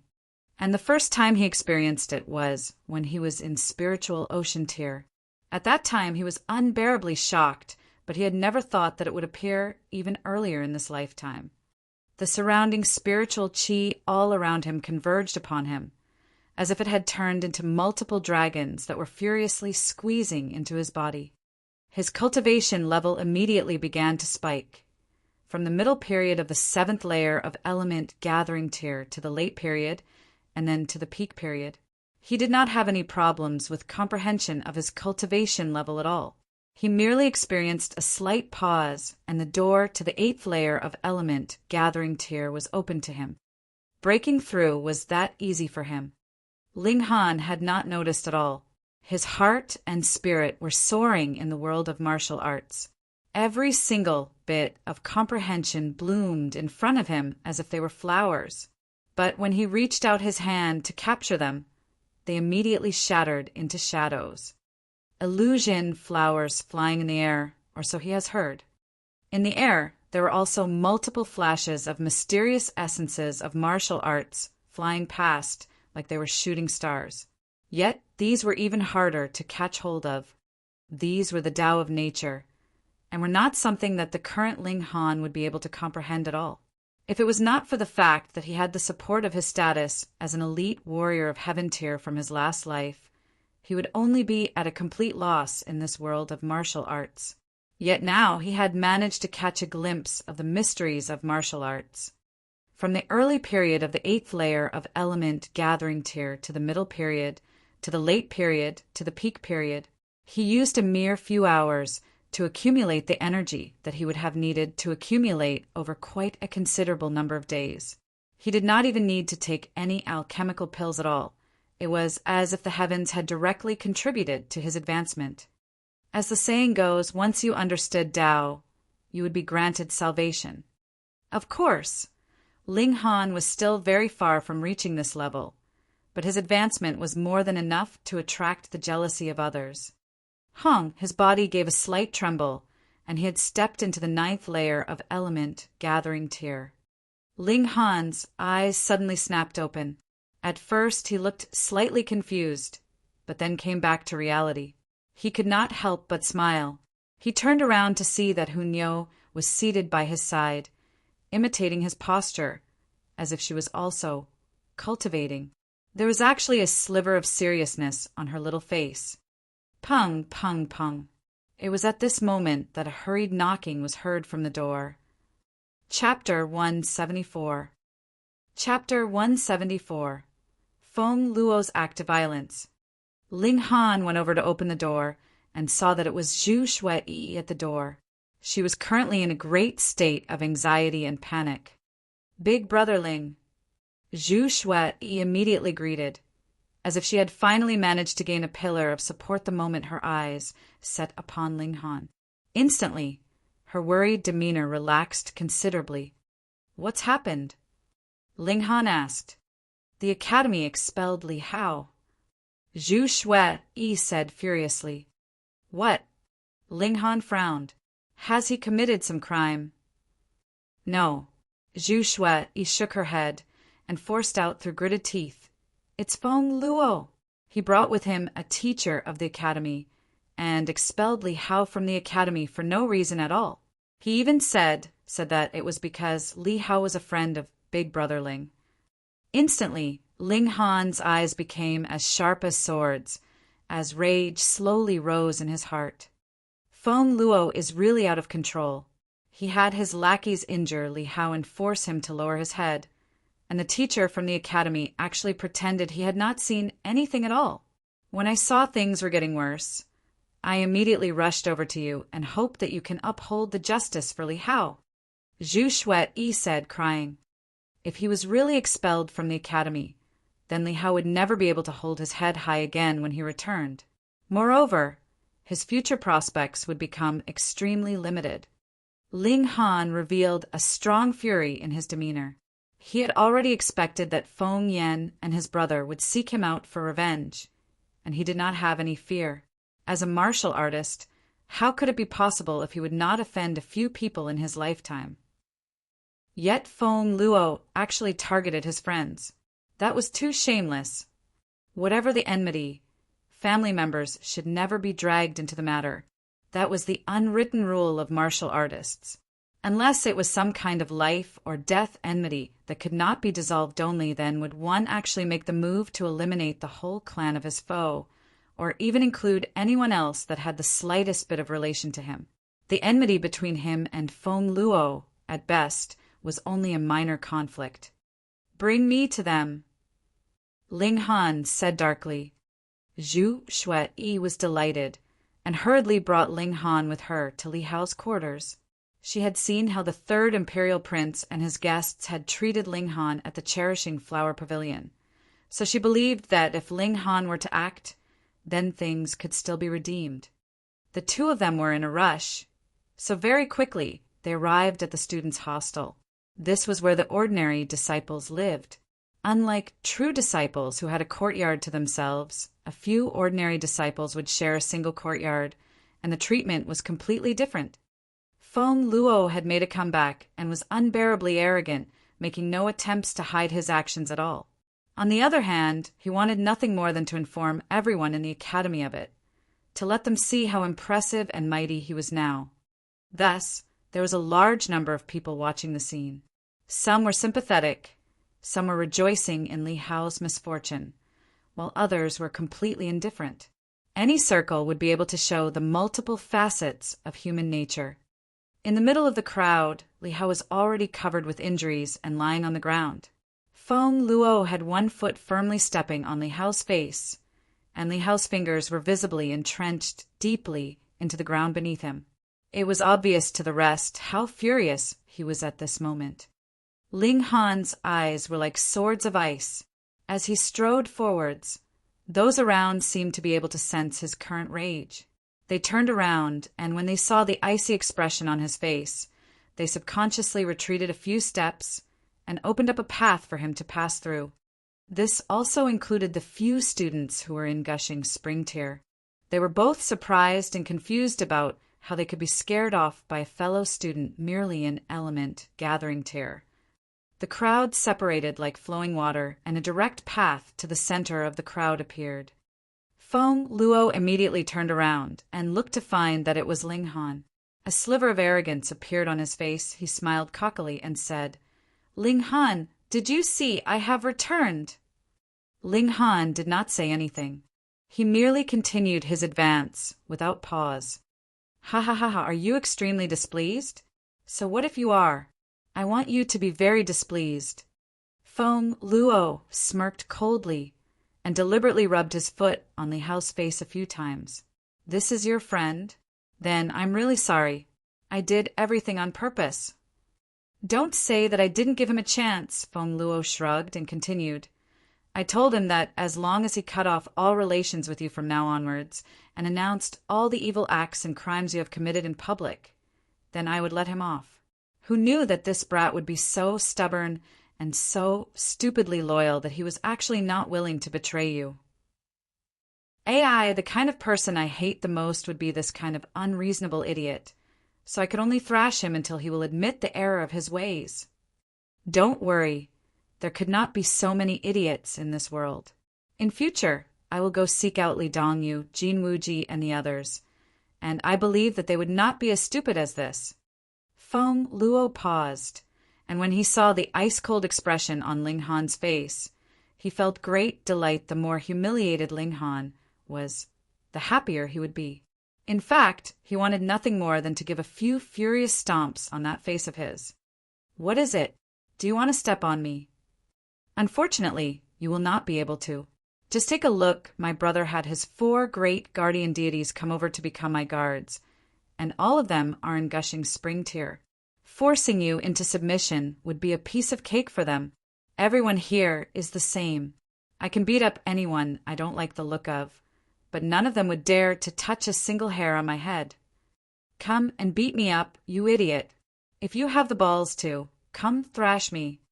Feng Luo laughed loudly, obviously very pleased with himself. He did not have any reservations about entering into mocking everyone mode. At this, quite a few people looked furious. It was necessary for rules to be in place in order to restrict anyone's actions at any time. That way, there would be a limit to how far they would go. Yet Feng Luo actually broke these rules. She would be able to thrash anyone he liked. Who would be able to feel safe again? Still, where did he get such overwhelming confidence from? One had to know that even the members of the main branch of the 8 great clans would not dare to say such words, and the imperial family of Rain Country would not say something like that either, as they were the ones who decided the rules. So how could they break their own rules so publicly? What basis did Feng Luo have to say these words? One had to understand that not even Feng Yin was much of anything in the vicinity of the imperial city. What more this kind of spoilt profligate? Hee, don't glare at me like that. I'm very scared. Feng Luo deliberately made a fearful face, but he immediately glared and stomped harshly on Li Hao. Damn, who do you think you are? You're just a lowly dog from Grey Cloud Town, and you still dare to abuse your power in front of me. Today, I will let you understand that opposing me was the most idiotic choice that you have made in this lifetime. I want you to watch as your friend, because of his relationship with you, has his arm crippled by me and become a cripple forever. After saying so coldly, his right hand holding a sword, his eyes fixed upon Li Hao's right arm, obviously intending to cripple this arm of Li Hao's. For a saber wielder, having the arm that wielded his saber crippled would mean that he would become an absolute cripple. Everyone was shocked. This was the Huyang Academy, and there was obviously a teacher present here. Yet Feng Luo actually dared to commit such a violent crime so publicly in front of everyone. Could it be that his Feng clan had become the boss of the academy?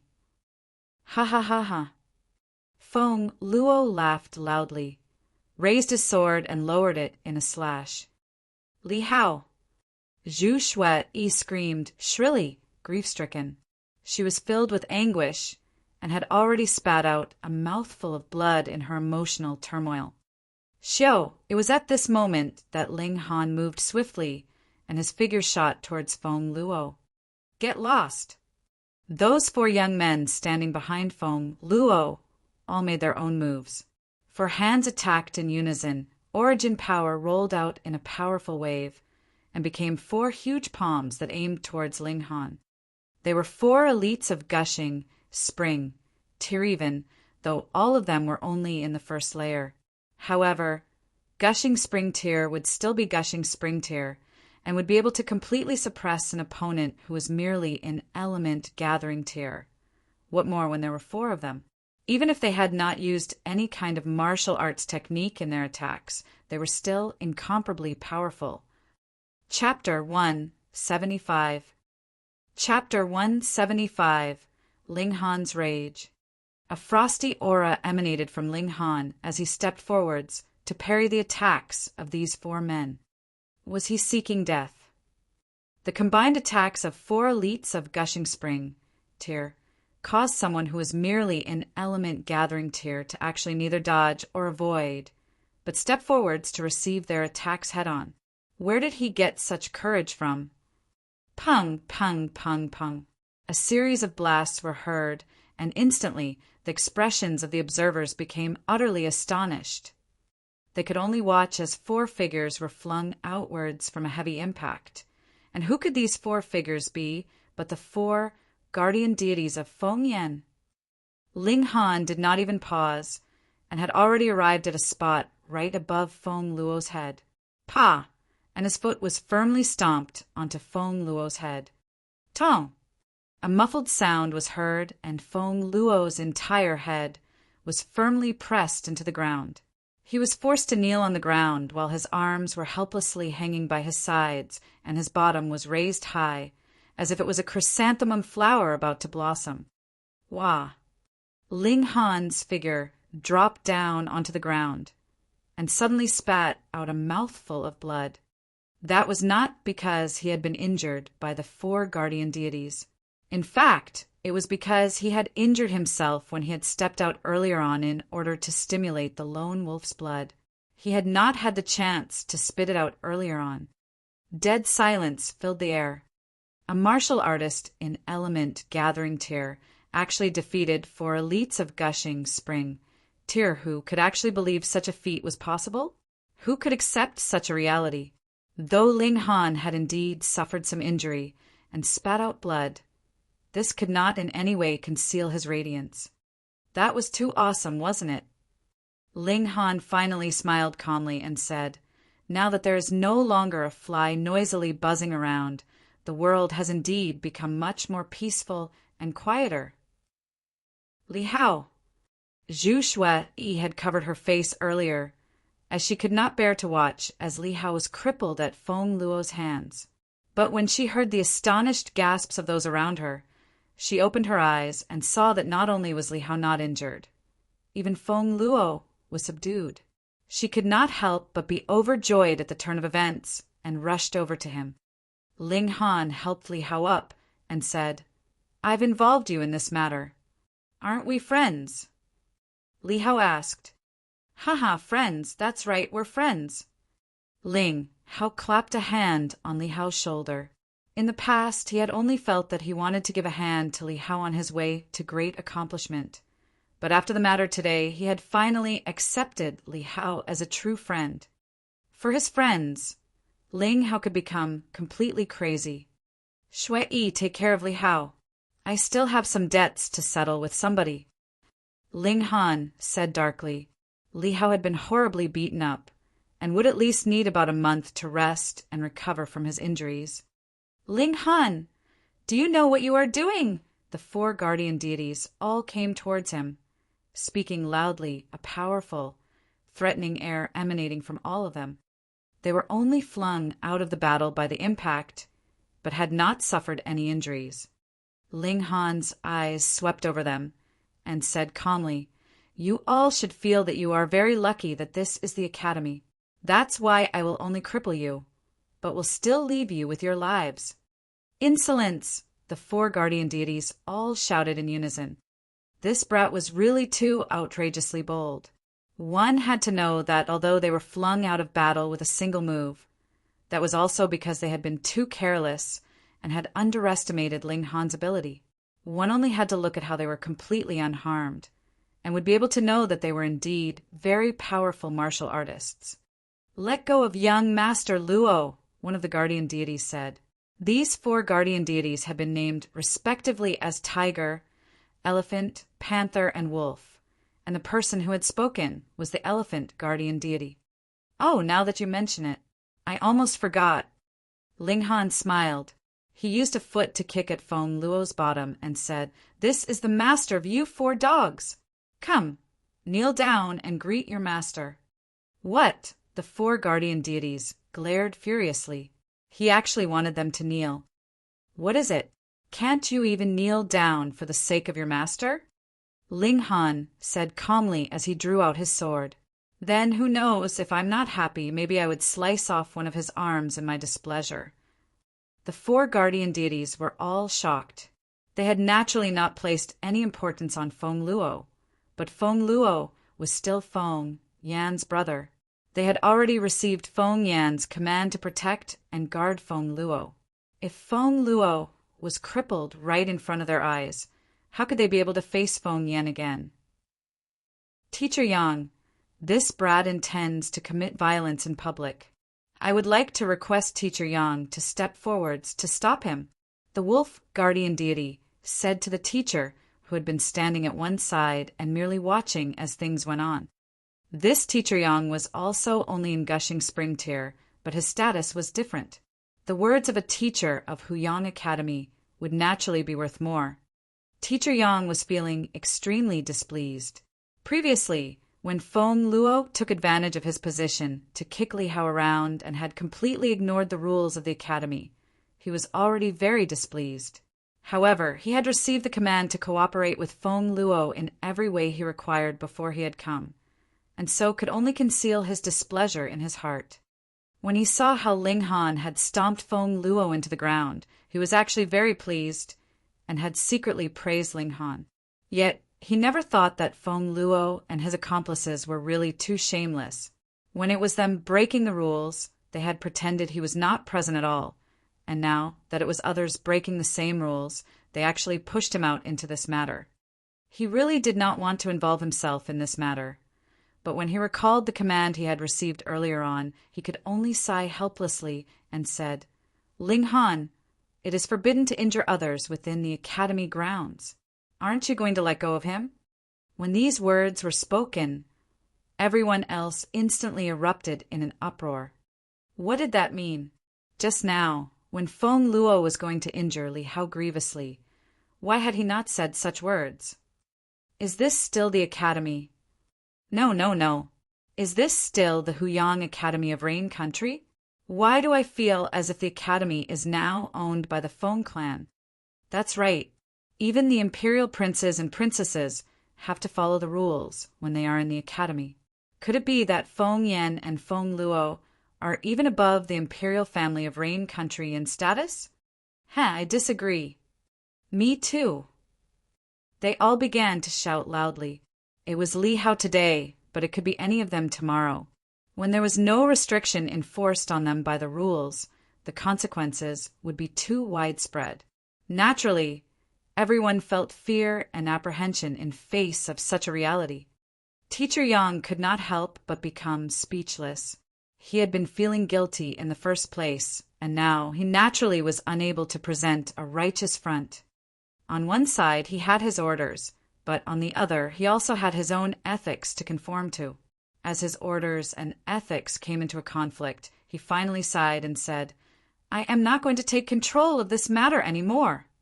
He directly turned around and left, and was really not planning on getting involved in this issue anymore. The 4 guardian deities were all ashen and humphed at his actions. "Ling Han, what do you want in order to release young Master Luo?" the elephant guardian deity asked. Ling Han merely glanced at him, then said, "That's easy. He caused severe injuries to my friend, and even intended to slice off one of his arms. Then I will beat him half dead and slice off both his arms. That's all." "You're going too far," the wolf guardian deity shouted furiously. Ling Han smiled calmly and said, "I'm the type of person who will seek revenge for the smallest grievance. Anyone who breaks one of my fingers, I will break his arm in vengeance. I have only doubled the punishment this time round, so that is already pretty merciful of me. You dare!" The 4 guardian deities all charged towards Ling Han at the same time. They wanted to create a storm of attacks that would make Ling Han not have the chance to make a move on Feng Luo. As long as they managed to rescue Feng Luo, Ling Han was only an element gathering tier, so no matter how strange he was, how far could he go? Ling Han's foot gave a flick, and Feng Luo immediately emerged from the ground. He picked Feng Luo up and waved him around as if he was a weapon to parry the attacks of the 4 guardian deities. When he used this human weapon, the 4 guardian deities naturally dared not press their attack any further and quickly stepped back. At this moment, a young man merely an element gathering tier was seen to be greatly showing off his might, forcing 4 elites of gushing spring tier to retreat pathetically, not daring to parry even a single attack. Despicable, shameless, the 4 guardian deities all shouted angrily. Chapter 176. Chapter 176. Definitely crippling him. When they saw how Ling Han acted like he was shooing away a flock of ducks, the spectators could not help but want to laugh. Wherever he stepped, the 4 guardian deities would disperse as if they were a flock of birds. The spectators were also secretly amazed at Ling Han's overwhelming courage to actually dare to oppose Feng Yan. Feng Yan had now neatly become the king of the academy. First, when the imperial guards came to the academy to apprehend him, they were forced to retreat in the face of Lian Guang, Zhu's tough attitude, and there was actually no sign of anger from the imperial family. In the end, the matter was simply settled peacefully. Next, Feng Luo, who had been expelled from the academy, returned and even attempted to commit a violent crime right in public. Even a teacher of the academy could only stand by and watch helplessly. This was practically out of control and with completely zero regard for any rules. Not even a core disciple and the son of the emperor like the 3rd imperial prince would dare to act so boldly, yet Feng Yan dared. And now that someone who actually dared to oppose the Feng clan appeared, how could they not all give him a thumbs up and praise him for his courage? Ha ha ha ha. The spectators all laughed loudly. They did not dare to so publicly oppose Feng Yan, but a little harmless laughter should be fine. He couldn't possibly hold a grudge over a little laughter, right? The 4 guardian deities felt angry, enraged, and helpless all at once. In terms of ability, they were sure that they could completely suppress Ling Han, but he had a hostage in his hands, so they could only be cautious in their movements. There was no way for them to put all their efforts in. They could only run around all over the place, and this made them feel unbearably sullen. Ling Han did not treasure the weapon in his hands. He simply crashed, hit, threw, and banged the weapon any which way he liked. Under such treatment, Feng Luo was actually awakened by the pains in his body. Ling Han, he screamed shrilly, an incomparable rage brimming in his tone. How many times was this, that he had experienced a loss at Ling Han's hands? I want you to die. I want you to die, he roared furiously. If he couldn't even vent his anger through an enraged roar, he would go crazy. Oh, you're awake. Ling Han gave a cold, eerie smile and simply tossed Feng Luo onto the ground. That's good. I want you to watch how your 2 arms are sliced off. Why you dare? Feng Luo was terrified. Why do I not dare? Ling Han said calmly, just now you wanted to slice off my friend's arm, and now I can't slice off your arm? Or is it that you think that I can't even compare to an idiot like you? My brother would definitely not spare you. Feng Luo caught onto the last sliver of hope for him threatening Ling Han with his brother. You speak as if your brother would become my underling once I let you go. Ling Han shook his head and waved his sword a bit. Cherish the moment now and gaze for a moment longer at your 2 arms, as very quickly you will be saying an eternal farewell to them. No, no, no. Feng Luo was finally so terrified that he had started to cry with snot and tears. He did not want to become a handicap. He was still young, and if he lost his arms, how would he be able to bully others or play with beautiful women in the future? Stop! The four guardian deities all shouted in unison. No one would be able to save him. Ling Han shook his head, his voice cold as ice. Oh, then what about me? A voice filled with dignity rang out, and Feng Yan appeared. He had his hands behind his back as if he were an emperor, and was exuding a powerful aura of domination. My lord! The four guardian deities all fell into a half-kneeling position, respectfully paying their greetings. Brother, save me! Save me! Feng Luo was both surprised and delighted. In his eyes, there was nothing that Feng Yan could not do. As long as his brother was here, he would be saved. And who do you think you are? Ling Han asked calmly. There was no hint of disdain in his tone, as if he was merely stating a very ordinary statement of truth. Feng Yan could not help as killing intent rose within him. But when his eyes swept over Feng Luo, he said, Let go of my brother, and I can spare you this one time. You speak as if you have some kind of special status. Ling Han snorted. Since you two brothers are finally both here, then I can get started. He raised his sword. What he had not acted before, because he was deliberately waiting for Feng Yan to appear. This was really too arrogant of him, wasn't it? Deliberately waiting for Feng Yan to appear to make his move. Was he trying to form a life-or-death enmity with Feng Yan? What the others did not know was that these two young men already had a life-or-death enmity between them. However, in Feng Yan's eyes, he could very easily erase Ling Han's existence from this world, and did not take it seriously at all. Brother! Brother! Feng Luo maniacally struggled and cried out, crying so much that his face was covered with snot and tears. In the end, Feng Yan was moved and said, If you dare, then I will definitely kill you today. Both sides were similarly ruthless.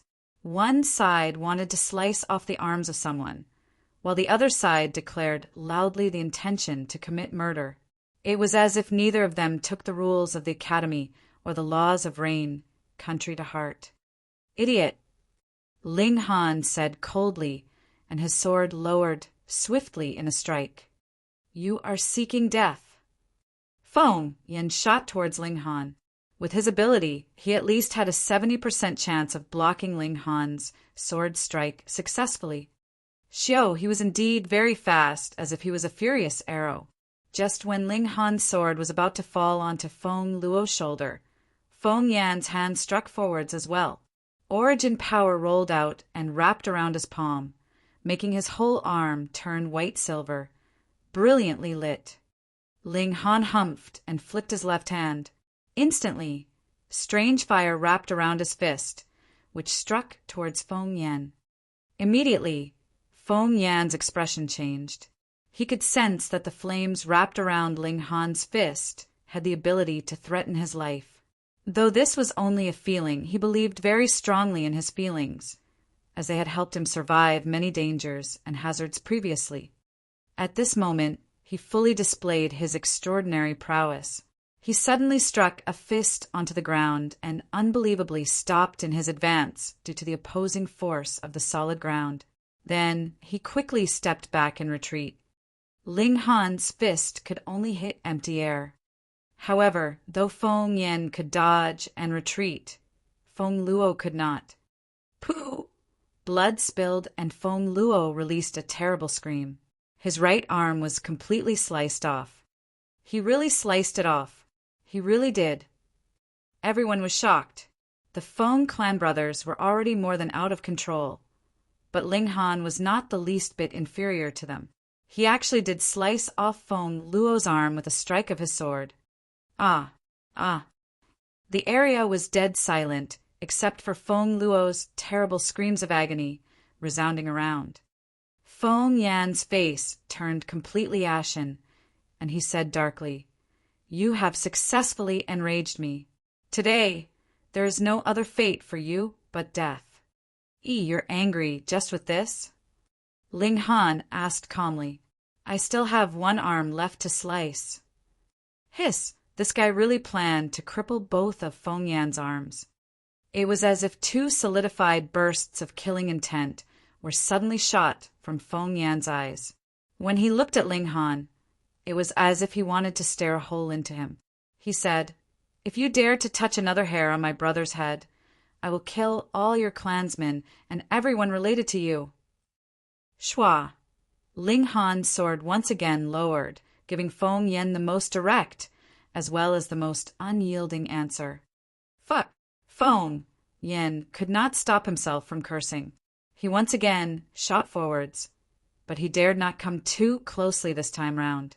Instead, he punched a fist forwards, and his origin power suddenly solidified into a few tens of silver fists that transformed into a powerful barrage of blows heading in Ling Han's direction.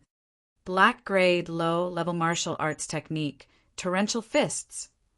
The ability of an elite in the 7th layer of gushing spring tier added together with the power upgrade of a black-grade, low-level martial arts technique was definitely not something that a weaker martial artist of gushing spring tier could stand against, no matter what kind of monster he was.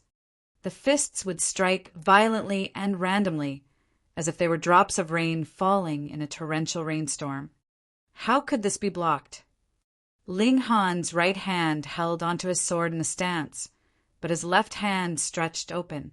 A black-colored thing spread open, as if it was an umbrella, and when it was fully spread out, it transformed into a circular object, very similar to a shield that completely protected Ling Han behind it. Blood-sucking origin gold, an item that could transform according to his will. Chapter 177. Chapter 177. The eldest imperial prince has arrived. Pung, pung, pung, pung. Feng Yan's fists crashed into the blood-sucking origin gold and actually created flashes of silver light upon impact. That was the origin power of the fists being shattered and once again transforming back into spiritual qi. With Feng Yan's current ability, he was not yet able to break through the shield of blood-sucking origin gold, but he was indeed much more powerful than Ling Han. The extremely powerful impacts were like rolling waves that crashed into the shield repeatedly, forcing Ling Han to retreat uncontrollably again and again. When he saw the blade of his sword was getting farther and farther away from Feng Luo's shoulder, Ling Han gave a cold humph, and 6 flashes of sword qi swept forwards at the same time. Pooh! Feng Luo's left arm was also unable to escape from the fate of being sliced off. Ah! Feng Luo had fainted from the agony of his right arm being sliced off, but this strike actually caused him enough pain to wake him from his unconscious state. Ling Han quickly shot back in a retreat and drew back his left hand.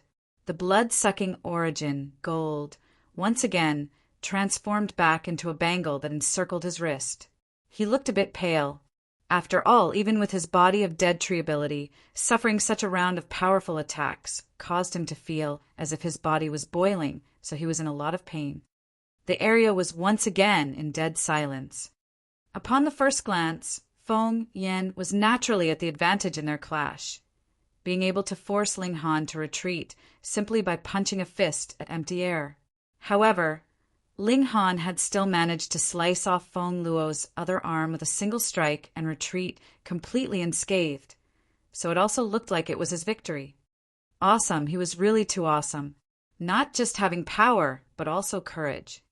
Feng Yan's face was filled with a powerful killing intent that transformed into a solid state encircling around his body. His younger brother had both his arms crippled right in front of his eyes. This caused killing intent to blaze within him. He really had to kill Ling Han, would definitely not let this matter go. "Your previous actions have completely forfeited your own life," he said with a wooden, expressionless face. As he walked towards Ling Han, his right hand gave a wave and drew out the long saber from his waist. It was eerily cold like autumn waters, and was obviously an amazing weapon. Ling Han smiled calmly and said, "You have already moved twice, and I'm still standing here completely unharmed. Your ability only goes so far." Although that's what he said, he dared not underestimate Feng Yan in the slightest. After all, when he added together the different cultivation levels of both him and Feng Yan, they actually had a gap of 7 whole layers. Today, no one will be able to save you, Feng Yan declared coldly. Every step he took created a heavy sound, and it was as if his steps were falling on their hearts, making everyone feel very uncomfortable. Oh, has this Rain country changed surnames to Feng? A clear voice rang out, and a tall man walked over. He looked to be about 30 years old and was quite handsome. He was dressed in a crimson embroidered robe and walked with a majestic gait, possessing the aura of a king. About a meter behind this man was a plain-looking, middle-aged man who followed his steps closely. Eldest Imperial Prince. It's the eldest Imperial Prince. Why is the eldest Imperial Prince suddenly here? Didn't he leave the academy 2 years ago? Coincidence. This is getting fun now. Feng Yan completely takes himself to be the boss of the academy, but the eldest Imperial Prince is the real owner here. Is this a sign that these two are about to come into conflict? No matter how awesome Feng Yan is, he would not dare to oppose the eldest Imperial Prince publicly, would he? Not necessarily. Just take a look at Feng Luo's previous arrogant display, and look at how Feng Yan wants to commit murder in broad daylight. They have obviously no regard for the Emperor's laws at all. Let's just wait and see. The spectators all started murmuring their thoughts and ideas to each other. Now that things had come this far, it was already a bit out of control. Even the eldest Imperial Prince had come to involve himself in the matter. Feng Yan, why are you not paying your greetings when you see the eldest Imperial Prince? The middle-aged man behind the eldest Imperial Prince rebuked coldly. Feng Yan slightly hesitated for a moment, then raised his clasped hands in the eldest Imperial Prince's direction and said, Feng Yan hereby greets your Imperial Highness, the eldest Imperial Prince. How arrogant! He actually only raised his clasped hands in greeting.